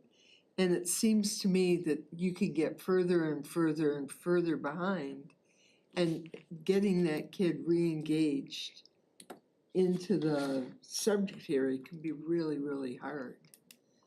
And I don't know if there's a way around that. Whether, you know, maybe some of the academic coaches could be part of the discussions, if there are discussions that are going on when you start talking remedial. Same case, I asked the student, I said, well, what are you gonna be doing over the summer to make up for where these problems are? And she said, they told me it wasn't really that big a deal. I needed to turn in 1 or 2 assignments. I'm going on to the next grade. But she didn't feel that really it was that important. And it seemed to me that that should be foundational and it should be important. I don't know if, I mean, you can definitely make comment, I don't know if it's gonna be, like, obviously a board policy. I think that's a discussion to have with administration personally of. Or it's some kind of verification with the other end and whether that teacher did tell that student all of that. And there's a certain amount of rationalization going on. I'm Right. not throwing stones, No, I'm just. but I think we have to be careful when we're just listening to one side of that and not, like Scott said, getting the other end of that, because I think a lot gets lost in translation there. And I think some people handle the unusual easier than other people, Sure. you know? And so finding out that your child is failing, if you yourself didn't graduate from high school, and you're a single parent, how in the world do we pull this together so if at all possible, these people make it up? But I think that is what, if you have specific concerns, as you send in the administration, that is their job to do it. that's not It's a a board policy policy. issue, yeah. Right. Okay, I don't think we can write a policy for that particular problem. okay. And then the third section was in section D, in the non-traditional programs. It says something to the effect the district may operate or provide non-traditional programs, may opt, I can't remember the specific language as written. That these programs are intended to meet the needs of students who may do better outside traditional classroom settings. And then in the third sentence, include that the student as well as the parent would be in the placement discussion if the discussion is going to a non-traditional thing for future work. That somehow the student should be part of it. If you're talking about going to TC High as an option, somehow it seems to me the student needs to be part of that discussion. Or at least that should be recognized as an important option. So yours, Currently, it reads right now, the building principal or designee will attempt to consult with a student's parent before finalizing a decision to move a student to a non-traditional program. Right. you were The student's suggesting it says parent. student and their parent, student and their parent is what you're Right. saying. I would think that that's what we would do anyway, so. Well, let's talk about that. I mean, a parent has the choice, you know, in that, as the authority in that element, to request placement, even if a student doesn't want to. You know, like, am I gonna, 18, I right? get, I mean, yeah, unless you're emancipated Unless they're in an element, but. emancipated, right. I mean, I think that we've said that that lies with the parent, and that's what the policy says. I mean, I would guess Just says consult with. 999 out of 1,000 times the students involved in it, Yeah, but you pretty much want the adolescent on Yeah. board, yes. Yeah. Helps. So basically the recommendation is student and parent. And, yeah, Consult with the student and it doesn't say decision of, it says consult with, so before finalizing a decision, right? So, I'm comfortable with that. I'm comfortable with that one. I think maybe it could actually enhance buy-in if a kid is transferring high schools. I think as John said, it probably happens I- anyway. It already does. I don't know of a situation where it Policy. doesn't, but. So I think we're all okay with making that change. I can make the revision, it would now read, the building principal or designee will attempt to consult with a student and parent before finalizing a decision to move a student to a non-traditional program. Perfect. I'll make that motion if Connie can, but as She can. presented by Connie. You can use the recommended motion in D and just change the number to 5411. You don't even have to say the whole. Section D or whatever. Yeah, you just literally say, I can do it if you want. Yeah, why don't you just go ahead? It doesn't have to be specific, it says that I move that the Board of Education approve board policy 5411 as amended. I second. Or I second two. Yeah, you second three? Alright, Tammy, please conduct a roll call vote. Trustee Newman-Bale, Yes. trustee Ballinger, Yes. trustee Bajeris. Yes. Trustee Hardy, Yes. trustee Moore, Yeah. trustee Peck, Yes. trustee Schmidt. Yes. Yes, so motion carries, you throw me off now with that. Okay, so motion carries, now on to 5420, sex education, Beth. Sex education, the policy that as written seemed confusing to me. There were two part As. The terminology would be one thing in one area and something else in another.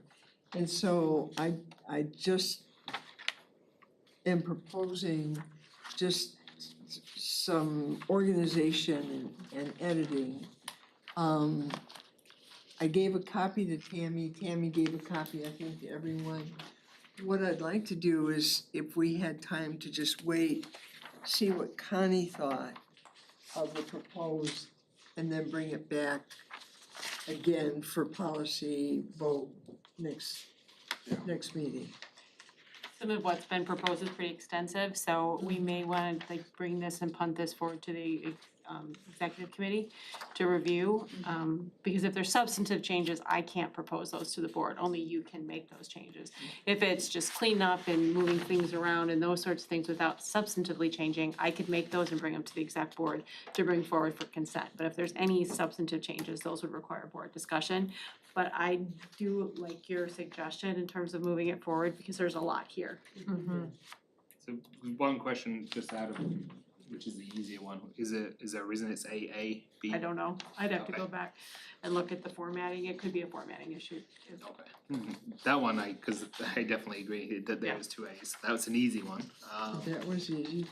But then, as far as the rest of it, what, is there anything, cause I don't wanna necessarily have Connie and the board do, I don't wanna have administration do a bunch of work only to bring it back to have a flat no, so if there's anything that any clarification, or the board can vote, obviously, as is, but like if there's at least a little bit of gist about what we're delaying for. Can we just vote to defer a decision on this? I can, but I also don't necessarily want to send Connie with, Right. down a path that she has to go down, and then her to bring back changes, and then us as a board to be like, yeah, we don't like any of those, and we weren't ever gonna think about it anyway, so. Well, I'll just say, for example, it says the board may choose to provide sex education within the constraints of state law. We don't have a choice, we have to Okay, provide sex. I see, mean, I so like, didn't know there's that. some of those things that I can point out right away, but otherwise, I mean, just if the differences, and I'm gonna be perfectly honest, I haven't had a chance to like compare our current policy to what's been proposed to Yeah. really give you any sort of a recommendation tonight. See the red line or to Right. see what, Right. yeah, I agree. Because I really, can't- the I only can't make change a that had been decision. made from Right. the previously approved board policy was just taking out that second redundancy that they had, included the red line that was already stated in paragraph A already, so that was the only change. So this is the policy the board had previously adopted. So the suggested changes are not related to the recommended revisions from TRUE. The other thing I'll mention that I would ask Connie too is generally processes of what happens within committees is in administrative guidelines. And so, that falls under the purview of administration. And so I would say, and we've gone through the work of doing some administrative guidelines. TRUE generally doesn't have those, it has, but we've had some that really kind of lay out the how to conduct. So that's something that I think we might think about, is putting some of that in the administrative guideline as far as processes for the committee versus in policy. And Josie, I wanted to let you know too, one of the nice things, I mean, there's certain things that I liked about the previous like format of the Neola search functions that the new Diligent platform does not have. But one thing that the Diligent platform I know had been a previous concern of yours was, well, not everybody goes to the administrative guidelines section of the Neola.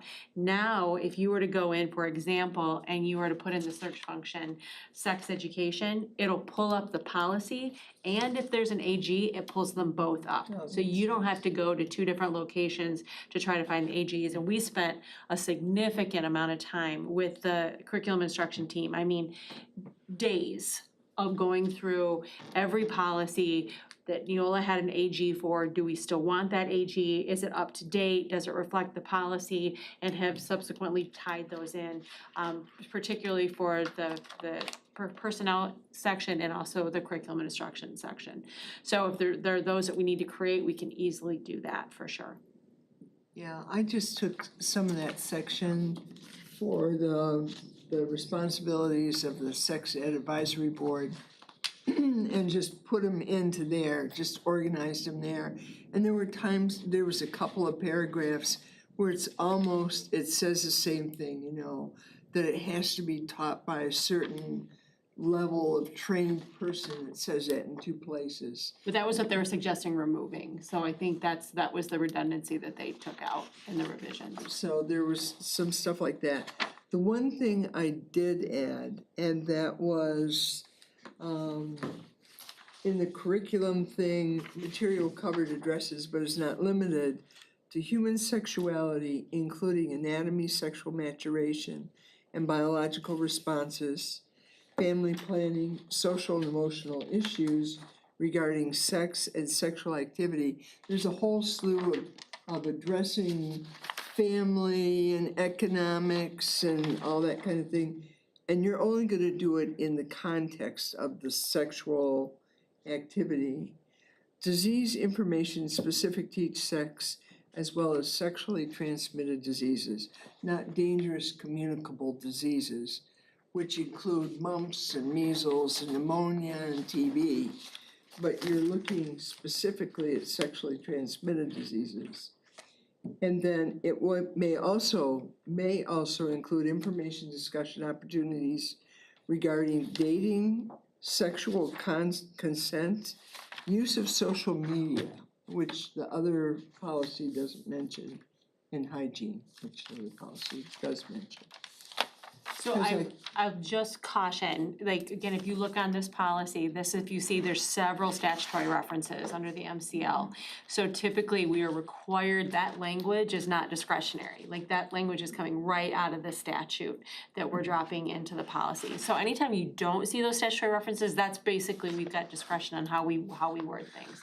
But if we see those, it's pulling directly from the statute. That was similar with the McKinney-Vento, some of those others. So not disagreeing that there could be better ways to say it, but that would be something that there would need to have a legislative change to change the statutory language that we don't necessarily have discretion to do. Yeah, the assumption is this has been legally vetted also, so we. That's what choose the law firm. Yeah, I mean, that we get our that's- policies from. Better be. We really wanna play games with something that's legally vetted and we can't then. Well, and Defend. Dr. Van Wagner and I talked about this today, you know, anytime we're gonna suggest any mass changes, and that's certainly at the prerogative of the board. Yeah, I can give you my opinion, but if they choose to do that, we would need to take it back to Troon and have them review to make sure that whatever we have done has not compromised the legal defensibility of the policy. Because that was really the whole purpose of going to these policies that are mandatory and statutory, that there are a law firm that's gonna represent us in the event that we're challenged. So the language has to be pretty specific. So anytime we start wordsmithing, certainly they're your policies, you guys can do that, but it could, you know, set the district up for additional liability if what we've done is now rendered it non-defensible. And cost to review in the first place. So either way, we're spending money, but. And I'm a little just if we're just speaking out loud, the sex education advisory board structure, I think we just have to be careful with that, because I think as Dan has reviewed with us that, sometimes they don't fulfill their term, sometimes they have to, at one time he said we had 26 members, like, I think they, so I just. This is why in administrative guidelines, I have the ability on the That's fly to right. change if necessary. Right. It has, I don't have to wait a month or a special Yeah. meeting to bring the board in. Yeah. If there are those kind of things. Actually, if we could get rid of that section, I think that would be absolutely fine. I think making it You have to, more terse, I think sometimes we're so, again, there's so much of this law. I mean, Yeah. when I read the law, it's But like this one's pretty. very specific very of what has to be on it. As far as clergy, those things are specifically written in the law. Like even with the public hearing, there was certain words in the Yeah. public hearing that you have to say, which is why I read it literally word for word, even though I feel like there's a part of it that doesn't make total sense. So I think that the board at this point has given Connie enough direction, I think, give us a chance to take that back. I'm gonna see about putting administrative guidelines with it that can maybe spell just the superintendent's, work to do that. Yep. And bring that back to you to see what you think. That's fine if that's, yeah, that's you good. guys, yep. Okay. Do we need a motion? We need a motion on 5.4, did we do 5.4 level? We did. Okay, then we don't need a motion for that because there's no action. Nope. But it was pulled from the agenda, so do we need to have some kind of motion that we You do not. approve? No, Okay. because administration wanna send it back to I'll us, work there on isn't this one. anything to approve. Thank you. Sorry it took so long. That's all right, I said that in our setup that we have, this is the, is the only way of having these discussions, so. So moving on out of board policy to the strategic plan. Going to Dr. Van Wagner. Okay, so we, at this point again, we've made more revisions based on input from the board.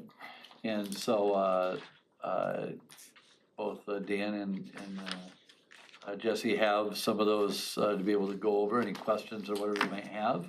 But I think that we're getting close, but again, we don't have an expectation of adoption or choice of when to do that.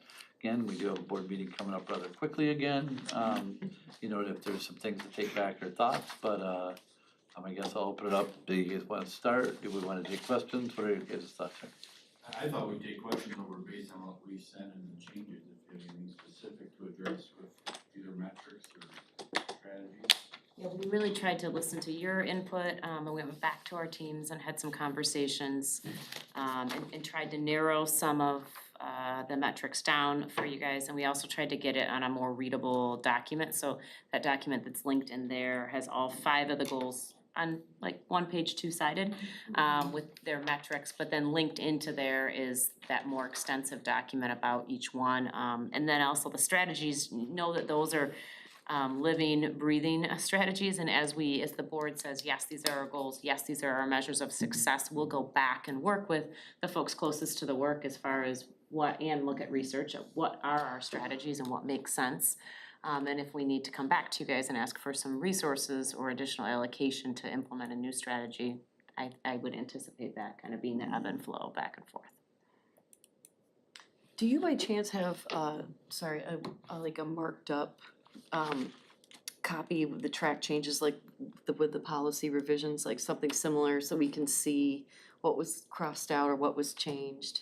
I don't, I saved the originals and made copies and then made the changes moving forward, but I did not redact. And I did a side-by-side comparison on paper, I just wondered if there was something I don't, I'm sorry. show on the screen, okay. Well, I'll just say that I think it's great. I love that we reduced it by 12 goals. I still think 22 is too many, but it's a step in the right direction. Again, I'm really excited for the specific goals around our kids living in or near poverty. And I'm excited to hold ourselves accountable to make sure that the staff and administration have the resources to do it. I love that it's 5 years.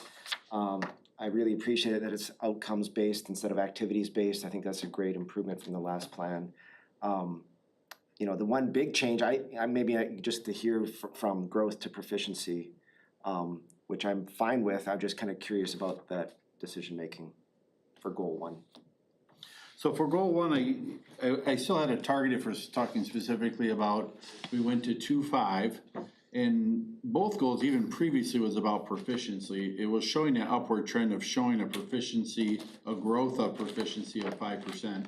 As just as conversations that we had here, that we wanted a more robust goal, that was something that we thought we could achieve more. And so instead of just doing a 5% proficiency, we moved up. I think we moved from, it looks like 10% for all students and around, this is for ELA and math, they're pretty similar for that 2-5 data. Moving from 54 to 65 in ELA, 56 to 65% in math. So that was about for all students, was about a 10% more students being proficient, and then for our economically challenged students would be about 15%. So it would also do two things in one, right? It would show, I think, a little more robust goal, and then also close that achievement gap more. And we know it seems like a lot with 6 in that academic achievement, but number one, Dan and I love that this is number one goal. I don't know if they're ranked in importance, but that really, I think, and our teachers and our administrators thought that was, they felt value in their work, so they appreciate that.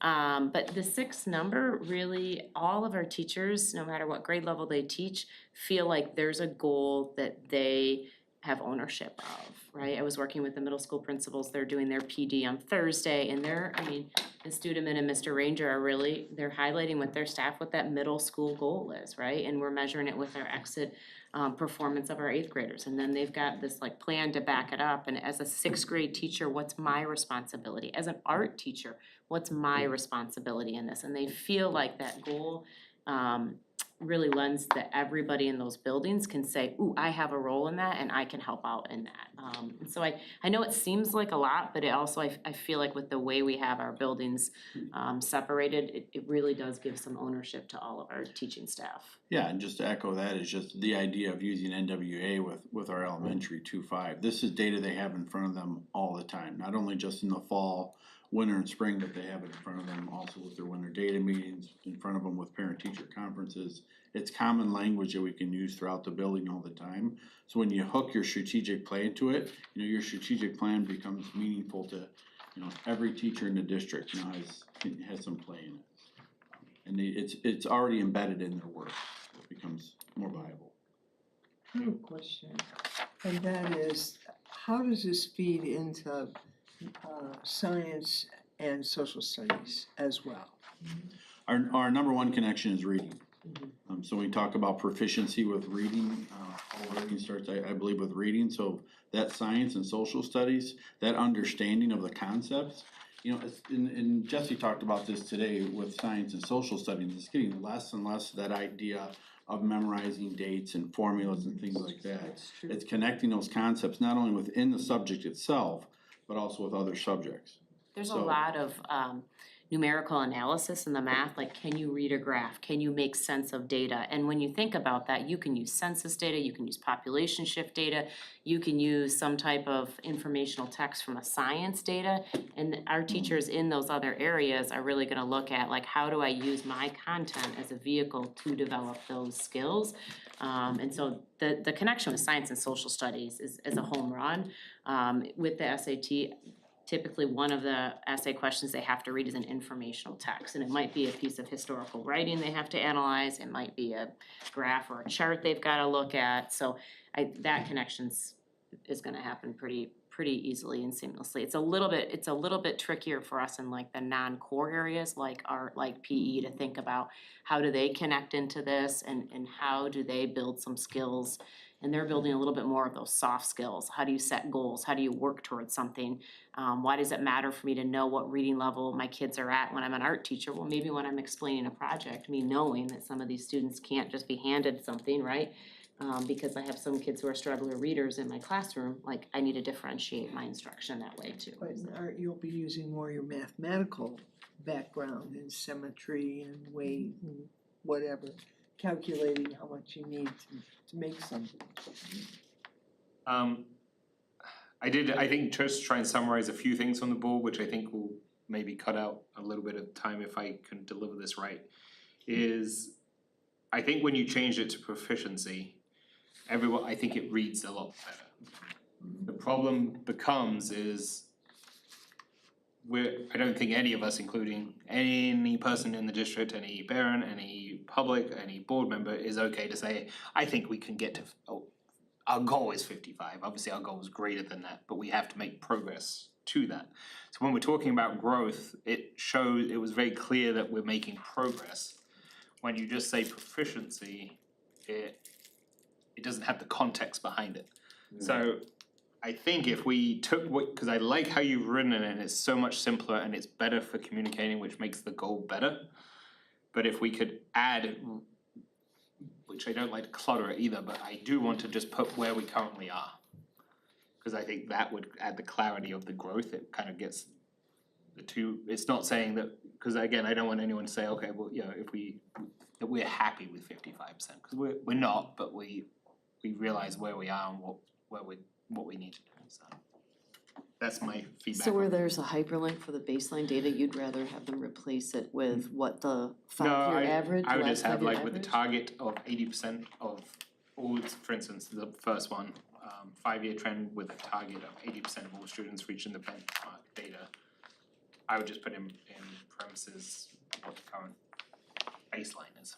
Right, which Which is in the would take baseline a- data, I guess, yeah, but then I feel like when it reads, no one's gonna click on the baseline data, so I feel like just moving that one, we will, but just putting in the baseline, it doesn't even have to have, just put baseline X, or currently X in parentheses. in parentheses. That to me I was think just a highlighting. range too, right? Like, are you going by a range over the last 5 years? You know, when you have that target, just that SAT 11 goal for literacy of 80%. That's compared to the 67 to 76% for all students over the last 5 years? Are you taking the midpoint of that as your baseline?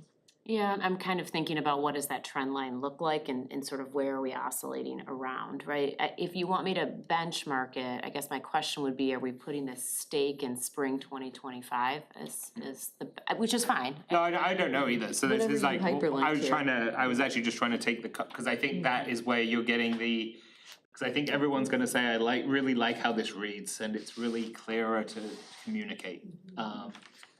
And no one disagrees with the numbers.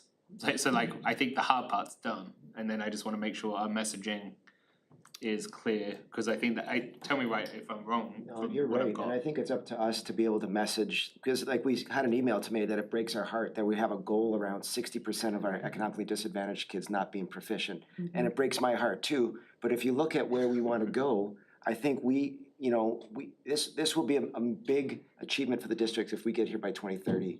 And hopefully when we're probably not all here, the next board who follows will aim higher, Exactly. right? Then, in That you'll 2030. continue to build. So like, it doesn't need a massive change, it doesn't even need necessarily the baseline, but a way to make sure that it's communicated that, like, that there is a growth. It could even say, 15% growth, so you don't have to, and in the baseline data, you could choose that.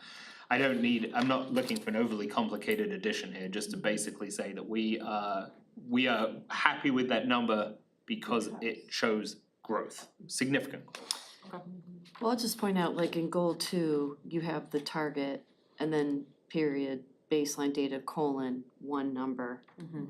You could do that, for each of these academic goals. And then maybe link to historical, like if somebody really wanted to dig back 5 years, okay.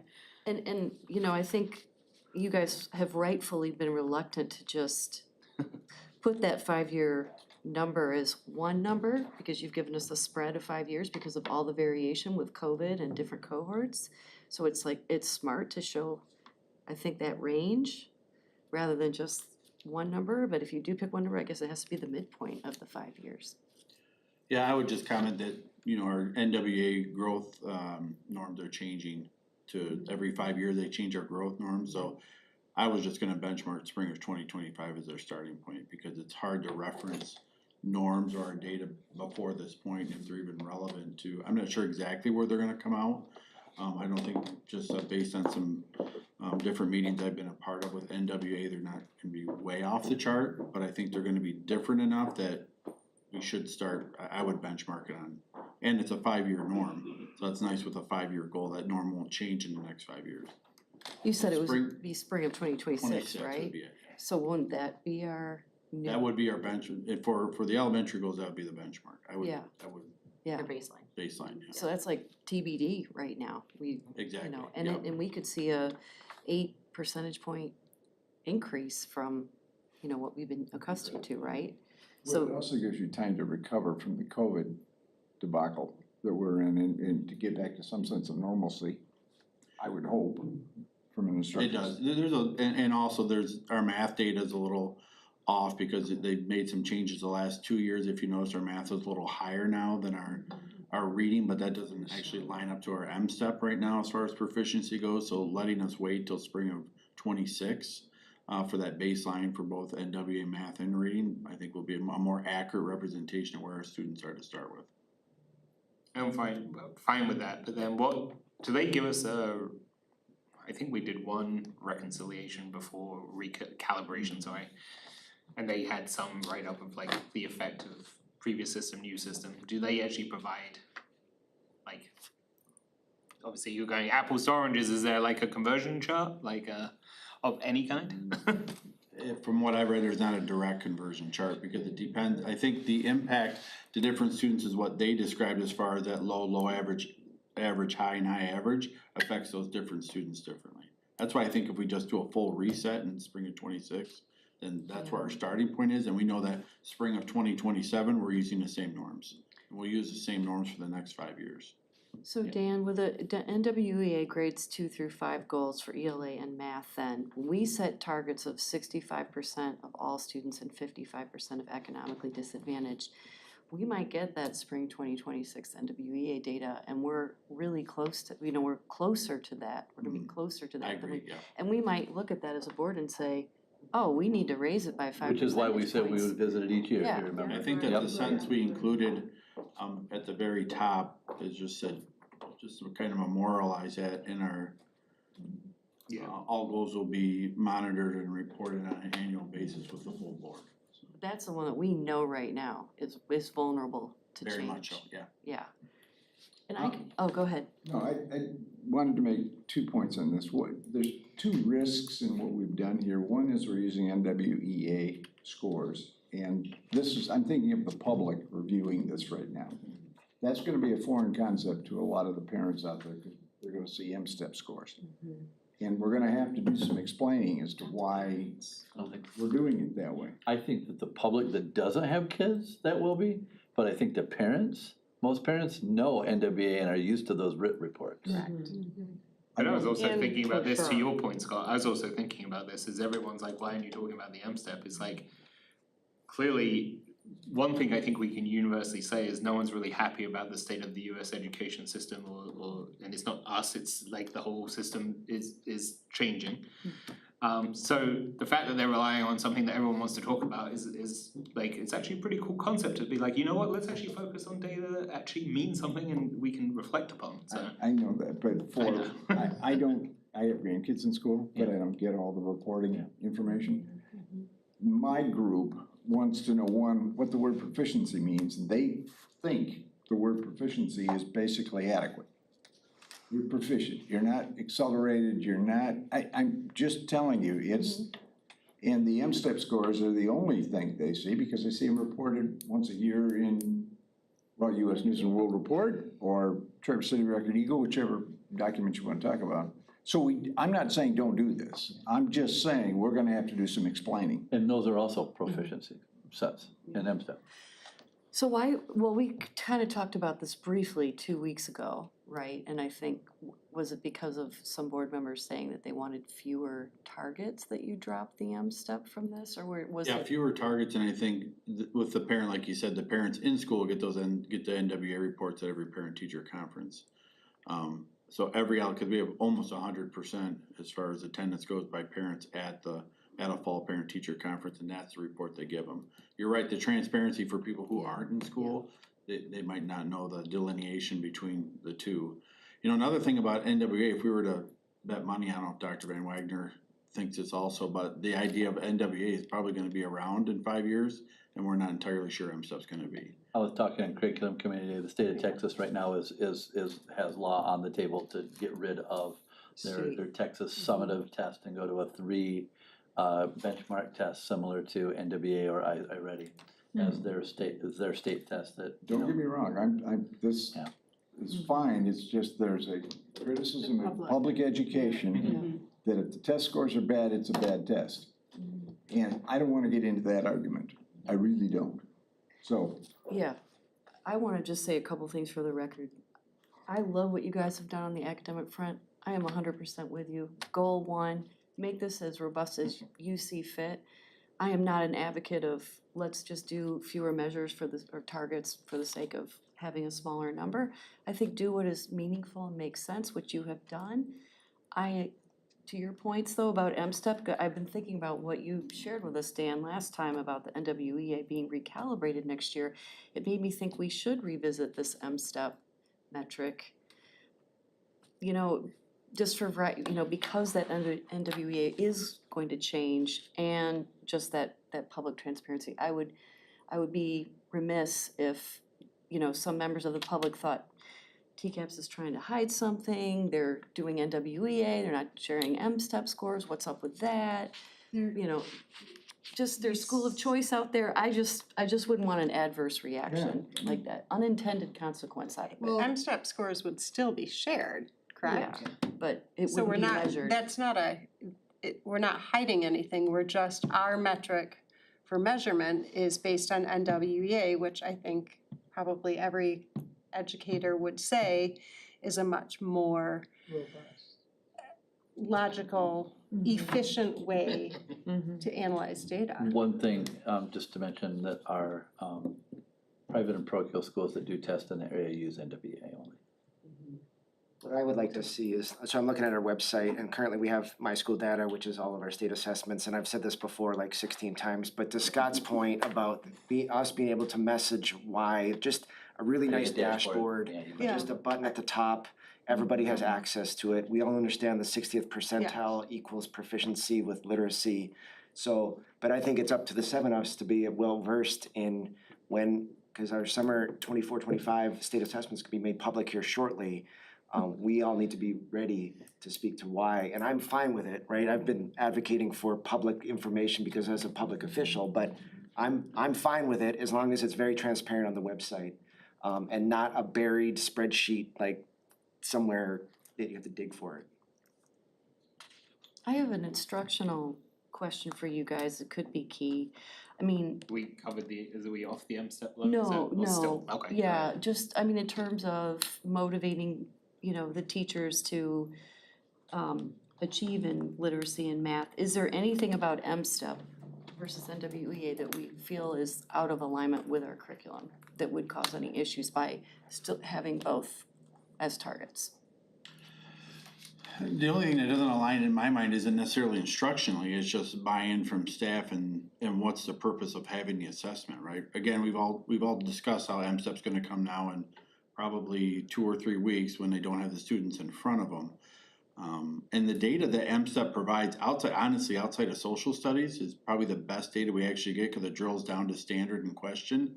While ELA, math, and science do not, they just give you a broad representation by a shape, whether it be a square, a circle, or a diamond, that's all you get as far as broad There's different state colors standard. on the There are shapes, different too. colors too on the shapes, I apologize. As far as how strong or how weak you are compared to the state in that particular standard. And then what you have to do is, we've done this before with teachers when we've used MSTEP and gone through some process of trying to trace back and trying to use crosswalks as far as making some connection to the unit that you're teaching to somehow connect to this large state standard. And they're not very firm connections. It doesn't actually inform instruction, right? The MSTEP is for a lot what you say, Scott. The MSTEP is for the public. The MSTEP may be used at some point as far as large curricular, and it's looking at large data as far as moving curriculum along to a new curriculum to see some measure of how that curriculum performed over the last 5 to 8 years. But of any kind of informing instruction, we don't use it. We can pretend to, we can go through protocols and have the scores in front of us, but for 95% of what we're using as far as informing instruction, if you take NWA and compare it to MSTEP, 95% is gonna be NWA. So maybe if we just as far as that transparency piece goes, maybe we just have to work, as you continue with local news outlets to make sure they're aware of what those scores are and make them more public. Yeah, we've just gotta do some messaging on this. Yeah. I agree. It can't be because we didn't like the way they tested us. No, I think the scores actually line up pretty well as far as proficiency. One doesn't show us better than the other. It's just a matter of what we use those scores for. And one point I'll make in this, I appreciate what you did too, and I'm 100% supportive of this. This will rise and fall on how well teachers adopt it in the classroom, those targets. And so somehow we've got to show them or prove to them or incent them that this is all worth it. This is not simply being used as an evaluative tool to decide whether or not you move to the next tier. This is the survival of what we do here in our curriculum. So this is about public education, but I wanna make sure we acknowledge that we're asking teachers to stretch. And some of them to stretch hard, because they're gonna have some kids that are gonna have difficulty getting to these levels. All of the numbers on the sheets we've never reached before, Scott. So I will say, when we put it in front of the building administrators and teacher leaders, there was a little bit of, ooh, okay. And so I think as we come back with strategies, I do anticipate there will be some asks about resources and allocation of things. That we'll have to figure out, does that make sense for us to move the needle in that direction? Well, and I know we're not allowed to acknowledge those performers who do hit these or exceed these goals, but somehow we've got to subtly be able to acknowledge that. And again, I don't know whether that's a MEA issue or a TCEA issue or what it is, but somehow I'd like to be able to acknowledge those top performers. And again, I'm talking, I've But said you it know, before and nobody's listening. It is So- 20% of teacher evaluations, right? Is a student Student growth, achievement, yes, but yeah. we weren't planning on necessarily using these metrics to use to evaluate our teachers. I think we were more the mindset of, Scott, let's use these goals to collectively work together and define what we value as an organization and what outcomes we're striving to achieve, not how we're gonna evaluate you in the classroom. Yeah, I'm not and what- suggesting use it for evaluation, but I'd like to acknowledge people that do perform well and do hit these goals or exceed these goals. I think it's important in this process. Well, you would, but you'd have to obviously have a growth as well as achievement, because different teachers have a different population sitting in front of them every Yeah, day. yeah. Then And- you and- define the criteria. It's You nuance it. It's the kids that are gonna be the ones that make those proficiency numbers. Absolutely. It's the kids. And so it's the engagement. And the point, very well taken, no two classes are the same. I understand Every that. year, they're different. And the same thing for the kid. You can really get it together with one class and one teacher, and then you can get into a whole other personality thing. And those are part of the barriers we all have to work through, but That's life, that's life, that's all life. parts of life, yes. Yeah. I think one of the stories I wanna share with the board too, I shared it this morning at Cabinet, was what I appreciate about these goals is they're not 100%. So I was sitting with Ms. Chowick this week as we were going through her new intakes. She's got just over 20 new to TCAPS students that are gonna join us at Traverse City High School. And all 21, 22 of them are off track for graduation and will not meet the graduation on time. They are not proficient on any of our state assessments, nor do I anticipate that's a goal of theirs. And she kind of looked at me and said, oh no, can we not take these kids because I already know this goes against the board's strategic plan. And I said, oh, timeout. This is still part of the board's strategic plan, is that we educate every kid. Every one of these kids can reach a high school diploma, and we mapped out a plan for success. So we still want to have goals that we think are rigorous and attainable, and have the opportunity for our students who have fallen off to come back to us and earn a high school diploma. And I think that's really important. And I really appreciate that there's a place for that in here as well. I And I appreciate definitely, that you also increased the graduation rate goal to 93%. I did, but I didn't increase the economically disadvantaged as much as your input was, and part of that was this, like, literally, we're No, I- looking at these 22 kids and their transcripts, and they've already missed their I fourth get year, it, or but I they will. appreciate it, and, you know, and personally, I look forward to those asks, cause it's gonna about to get trickier for us, I believe, as we appropriate dollars, you know, to achieve some of these goals that, to your point, we've never reached before, so I'm looking forward to those asks, and that, I think this part's the easy part, it could get more tricky next time we amend this budget. Yeah, you gotta ask us the tough asks, we're asking you the tough asks, at some point, what resources do you need to get there? Like the tier 2 support for math in middle school. Like how much does that That's coming cost? time. Okay, Don't good. worry. We'll have to Yeah, put our we'll- money where our mouth is. So just closing out a couple of items to give some, so MSEP, I think general consensus is we're okay not to have that, Yes. As long as it's on the dashboard, right? as long as it's on the dashboard, yeah, which we wanna have it there, and obviously messaging is important behind that. Again, I would like some way, it can even be in a link if need be, but I do think that we need to make sure that there is a clarifying way that we are focused on growth, and it is, as you said, this is better than we've ever done before, so let's focus on that as well. And we don't wanna discourage taking people, or like you said as well, so that is. Educating kids, that's important, I think, and you guys have been really strong on that with all the moves we made, in particular at our alternative high school, right? We have a 2-year waiver to go longer, we have the virtual opportunities, we've done a lot to bring in kids who have realized, "Ooh, I need to finish my high school diploma," and so. 15 rather than 18 And credits. we're seeing, That we're the matters. only one left in the region. Right, so when I say, Alternative high I'm in. school? Well, On the- from high school, and everyone else is like All discouraging everything because they're. Not a face-to-face option. and when I say these 20+ kids, they're not kids that live within our TCAPS boundaries, so we don't have to legally enroll them, but we choose to because we know we can make an educational plan with them, which allows them to reach a high school diploma, which is fundamentally all of your goals, and I've heard that loud and clear, so. So on one, I think the general consensus is we like all of it with maybe a few clarifications, but we're really close on all of that. We don't have to go goal by goal, is there any other, what other feedback is there on the goals? I love that we have a school connectedness goal, like, that, so this is the only goal that's new, that's not being carried over from the last one. And again, I fully support after school and summer as a way to measure belonging and feeling valued and safe at school. I think it's a great way to measure it. I've said this last time, I think if we can just somehow say 75% of students are connected to a club,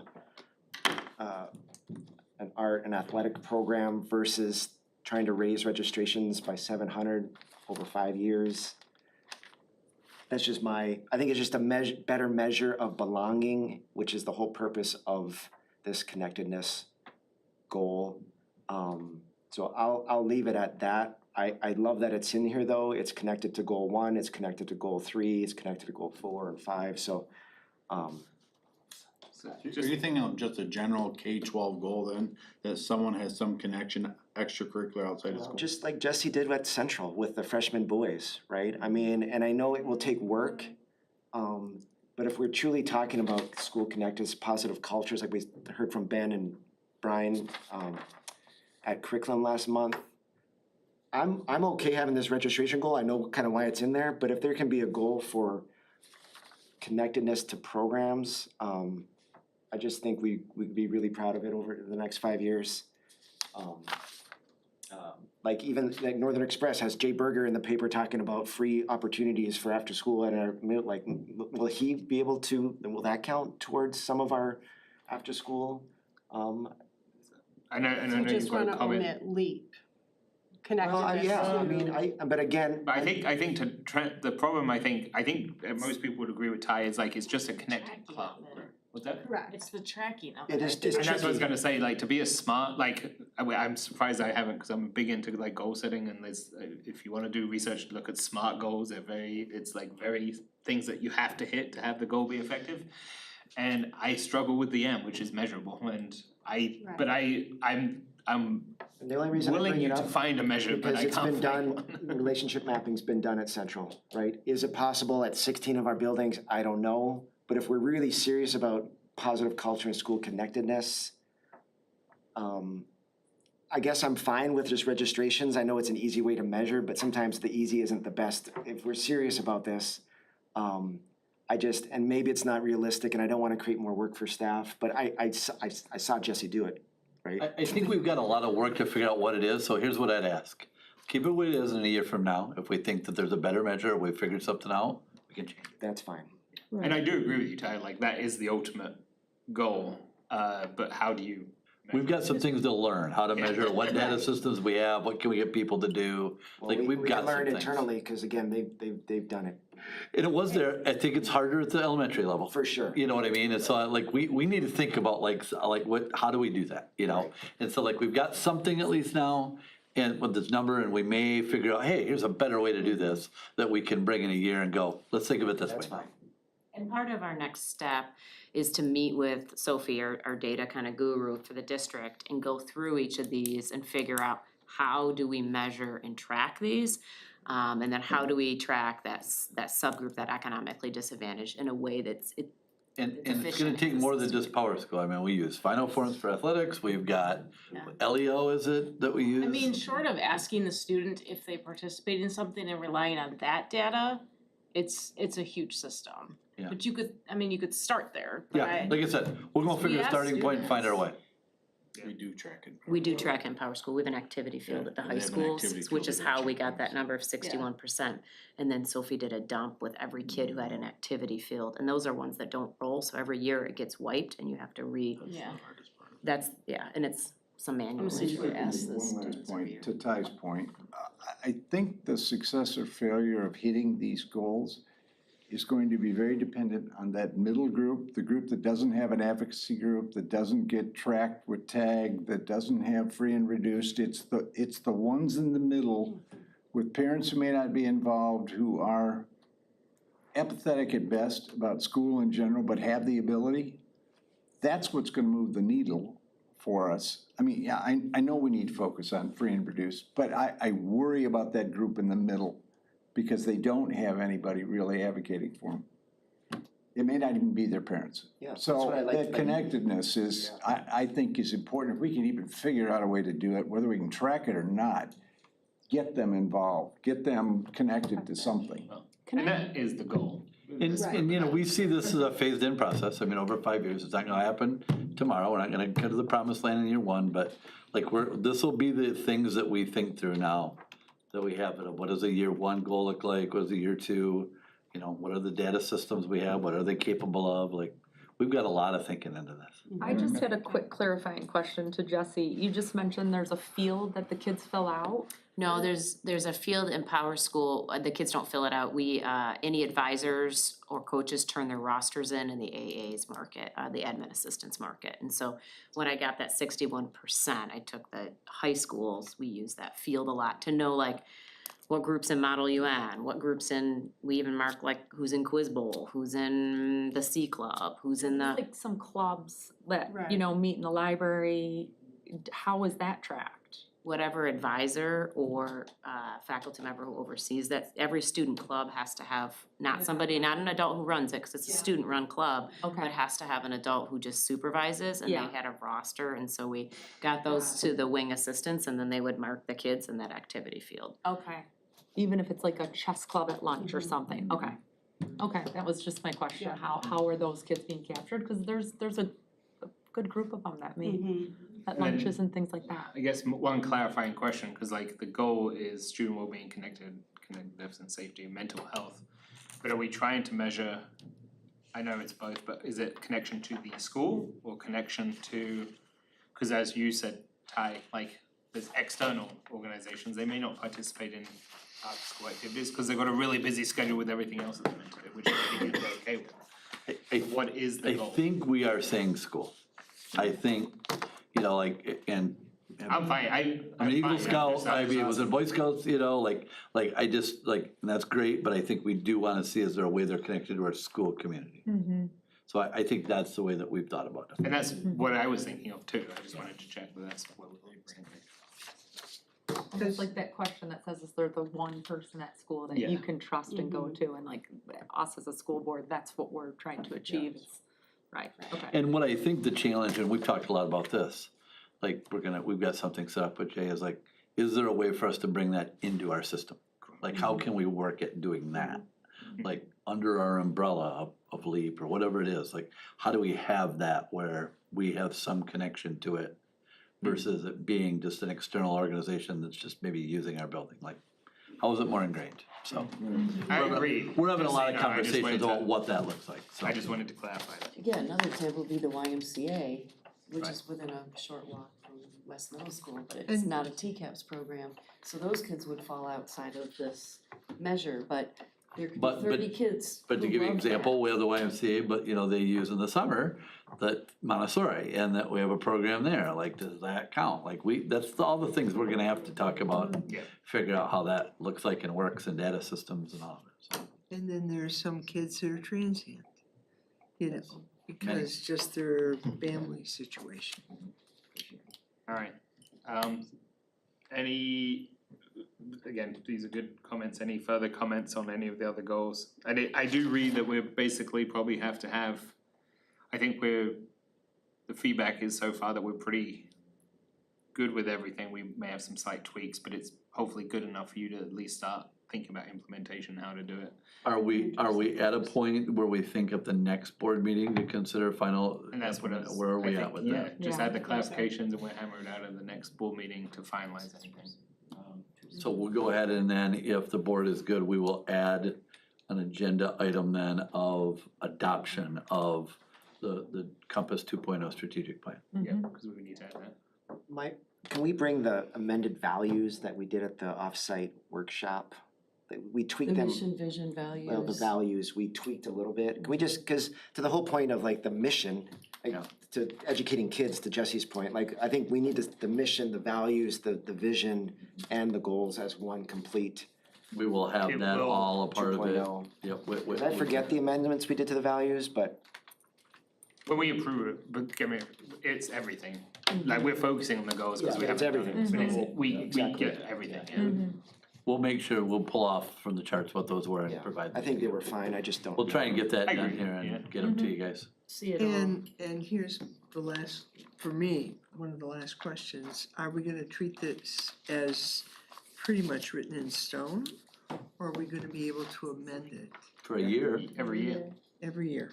for a year. So I think that almost is And then for us, the implementation components of strategies and those things, it is a living document.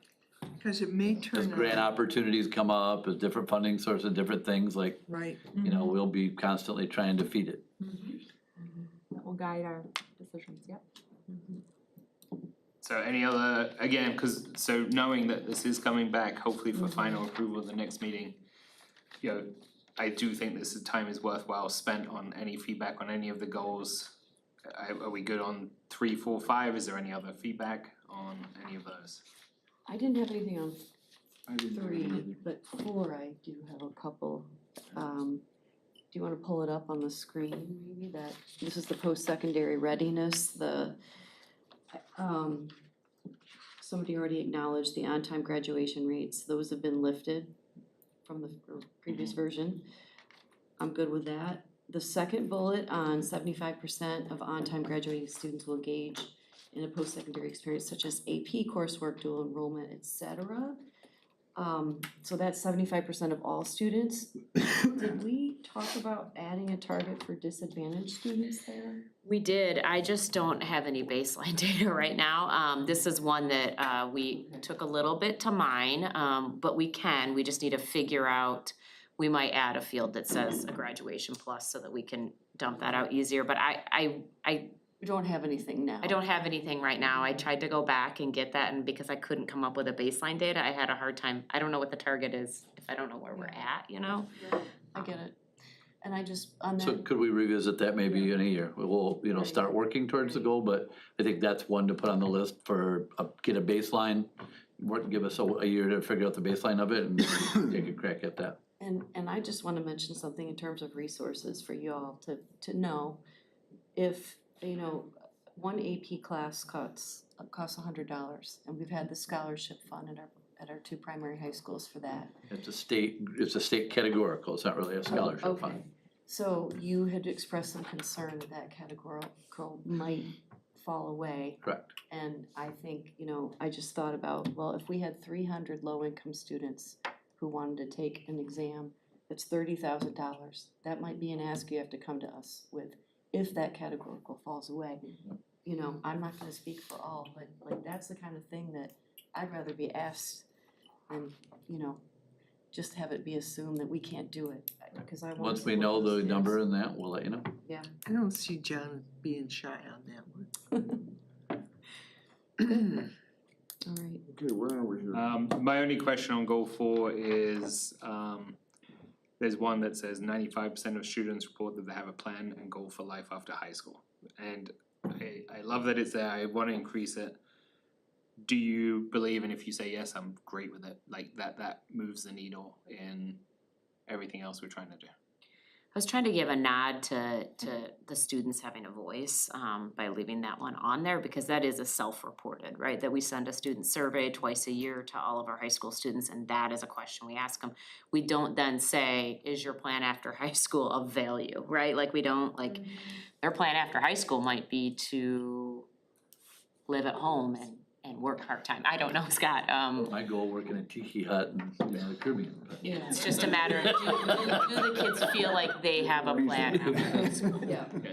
So it was sort of a nod at putting that student voice in there, but I'm up for any feedback you guys I'm want. okay, I said, I just wanted to make sure that we're focusing on anything that is relevant and is that going to move the needle? Well, they did have, in your original version, in addition, a measure of 100% of students having a post-secondary plan, with the baseline being 88%, and that was dropped from this new That was- version? I think we were like, well, it's up, cause it's 100% required that we do required it, for but all then, students, yeah. so it's required anyway, so we're not gonna focus on something that's required and we're doing everything we can. So it was required even when we had the 88%? Yeah, we, to get that baseline there, we read through, a bunch of the EDPs, we being myself, Ben, and Joe. And we felt like some of them, although they met the state requirements, that we placed a little bit more of like, that's not a very robust plan, so there we So go. you're trying to bring that up to a We true are, yep, 100%. I've got 2 counselors, one at each of our large high schools who are really working at putting together a comprehensive career and college readiness system, and I'm actually hoping to bring them a board curriculum at some point this year to share their work and stuff like that, and how do we, but that's more of a strategy, Josie, but I'm fine with taking that out, it I'm definitely. also fine to leave it in, I just don't want, it's to not a Ty's hard point, like if we're metric. looking at things that are gonna move the needle, then we want as few, and the fewer you have, the more focus you have on everything else. So, I'm okay if everyone wants it, I really, really do not have a problem with it, just to be clear, that was one that, Fine with me. either way. Which one, do we want it, do you want it in or out? I'm okay, either, doesn't have my feelings, let's just vote The up. 95% of students, I like it. I do too, I think, It's in. yeah. Okay. One thing I'd like to be careful on is this sort of implies post-secondary readiness, meaning either community college, four-year college, that I don't want students feeling nervous or embarrassed to say that they have a trade school plan, or No. that they have a trades plan. We include CTE certification in their But work that doesn't- experience and career internship. Okay, I'm not sure that CTE necessarily, it may be that what they really want to do is own their own auto mechanic shop. That's their plan.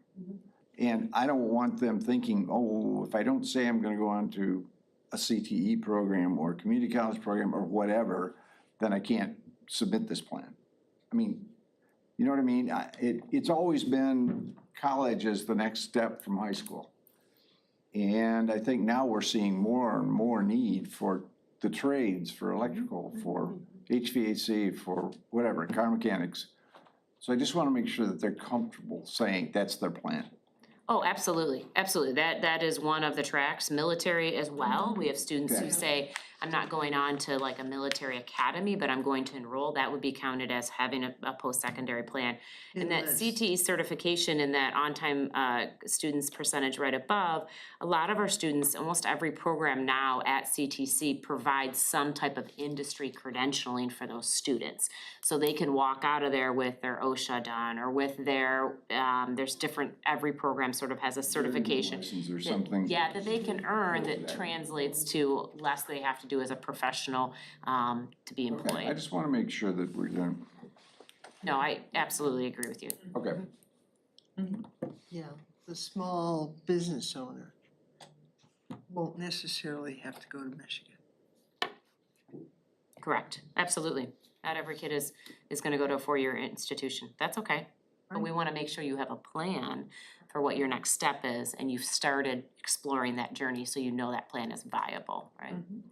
Yeah, it would be nice to hear from the students, you know, you have kind of an employee climate and culture and things like that, the high quality staffing recruiting goal 5. You've got quite a few lists, but it would be interesting, was there something in high school we could have provided that you think we didn't? You know, kind of a more open-ended sort of thing. And it's a hard thing to get to, and then how do you quantify it? Because you could get such diverse answers. But it's sort of like, was it a technicality or was it actually something that it gave you what you expected, what you think you needed? And that one's a hard one.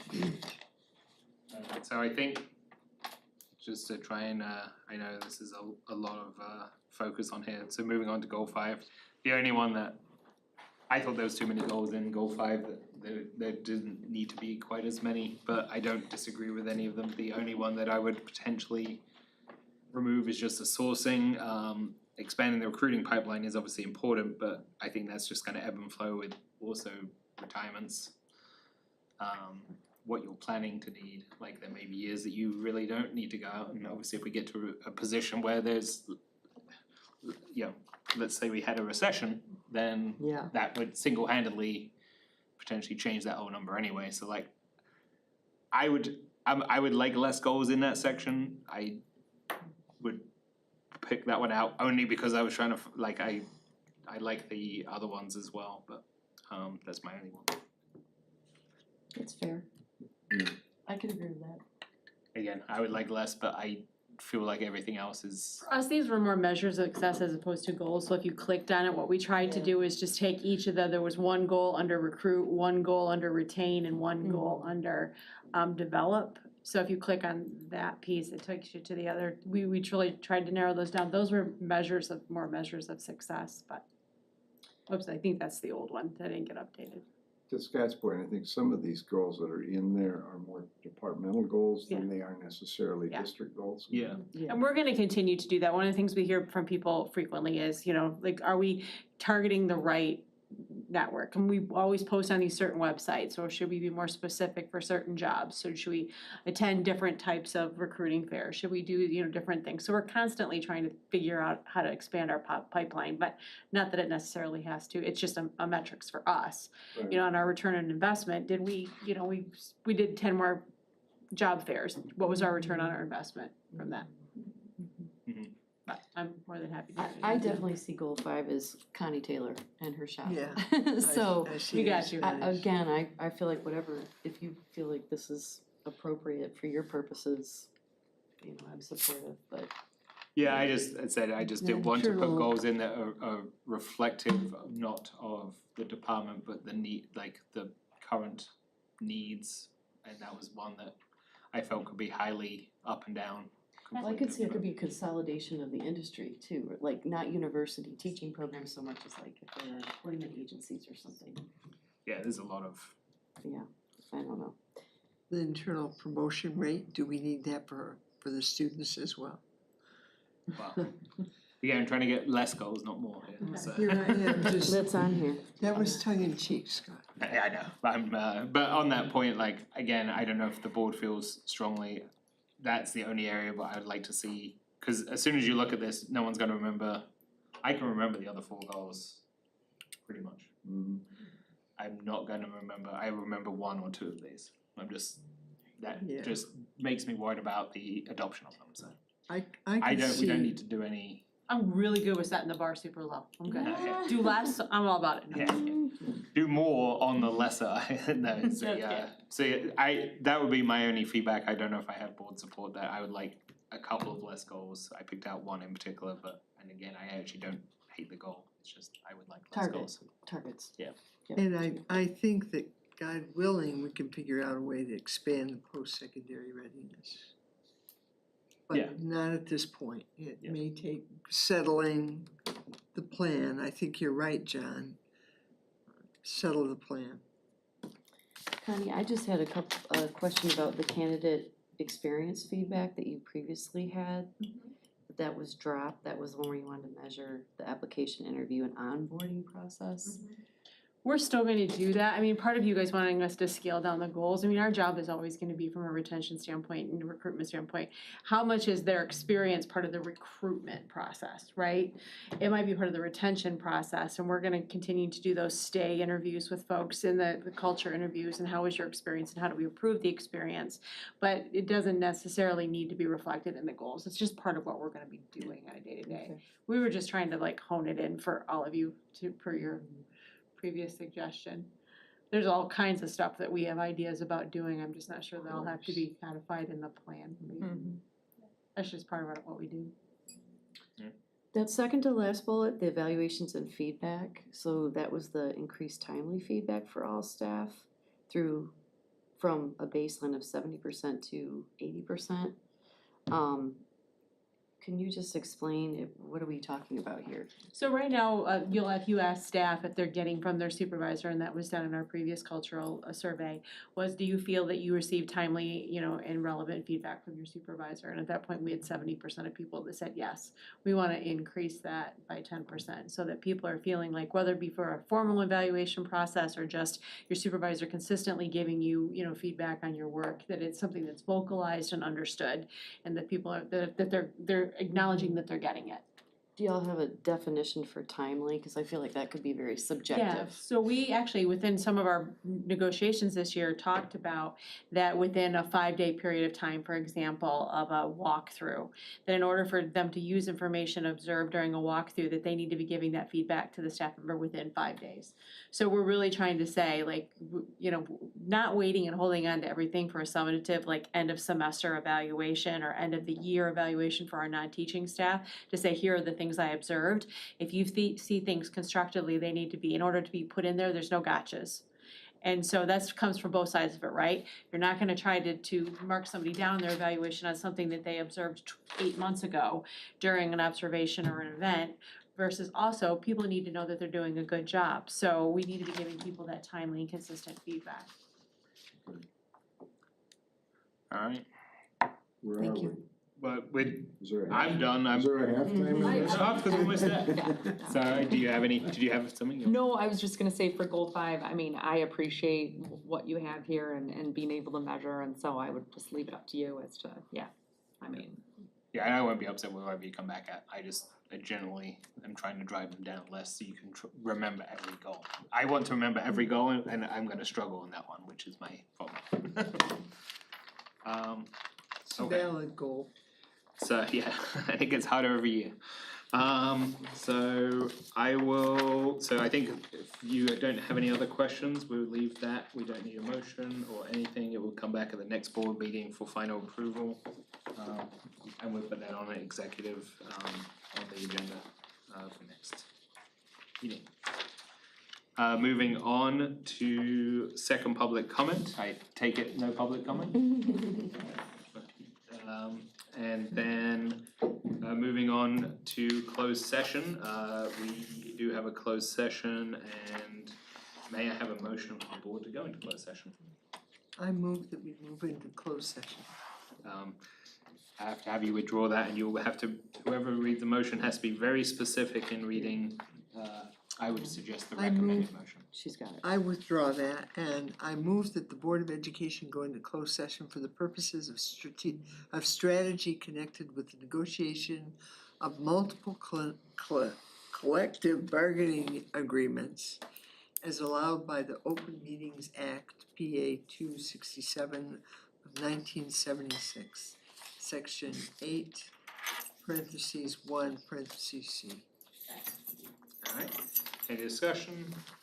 Tammy, please conduct a roll call.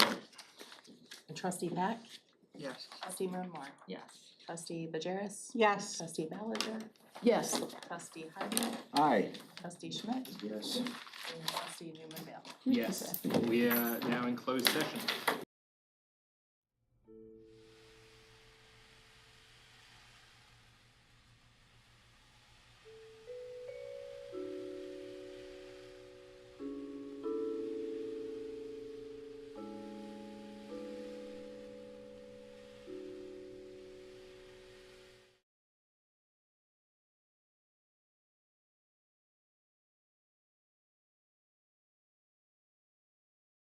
None of that.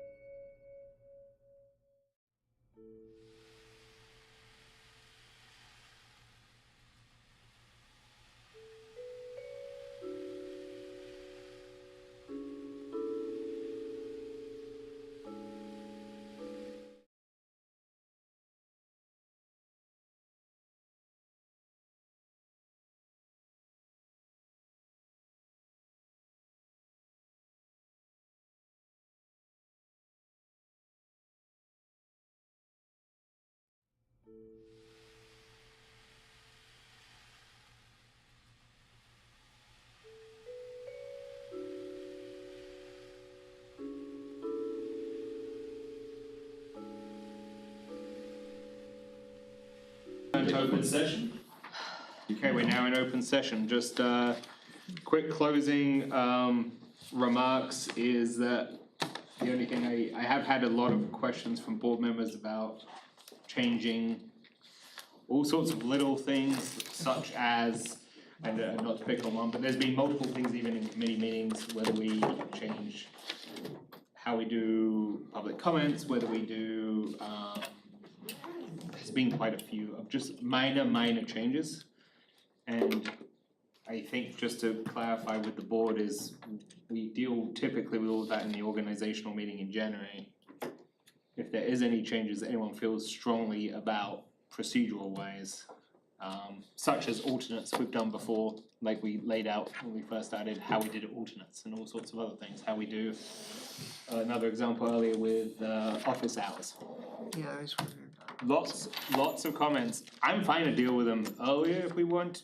If board members feel strongly that we need to deal with any of them, happy to, we can, put it on the agenda and talk about it. But other than that, I was leaving off, I've kind of pushed a lot of you back to, let's talk about it in January. And I feel like I've probably done that with a majority of you at this point, that I wanted to at least say, So it wasn't personal? it wasn't personal, you were the, You did say you were the majority. last one who asked, so, but there has been probably a majority of members have asked about something that I don't feel I have the ability, I mean, may technically have the ability to do, but I feel like we should deal with that in January. If there is anything that you feel strongly needs to be dealt with before, then we can happily deal with it, but, at the board level. But that's, that is the only, comment. With that, do I have a motion to, actually, before I say that, next Board of Education meeting is Monday, September 8th, 2025, rapidly, and obviously in committees, and I appreciate all the extra meetings that we've had to have. So with that, do I have a motion to adjourn the meeting? So moved.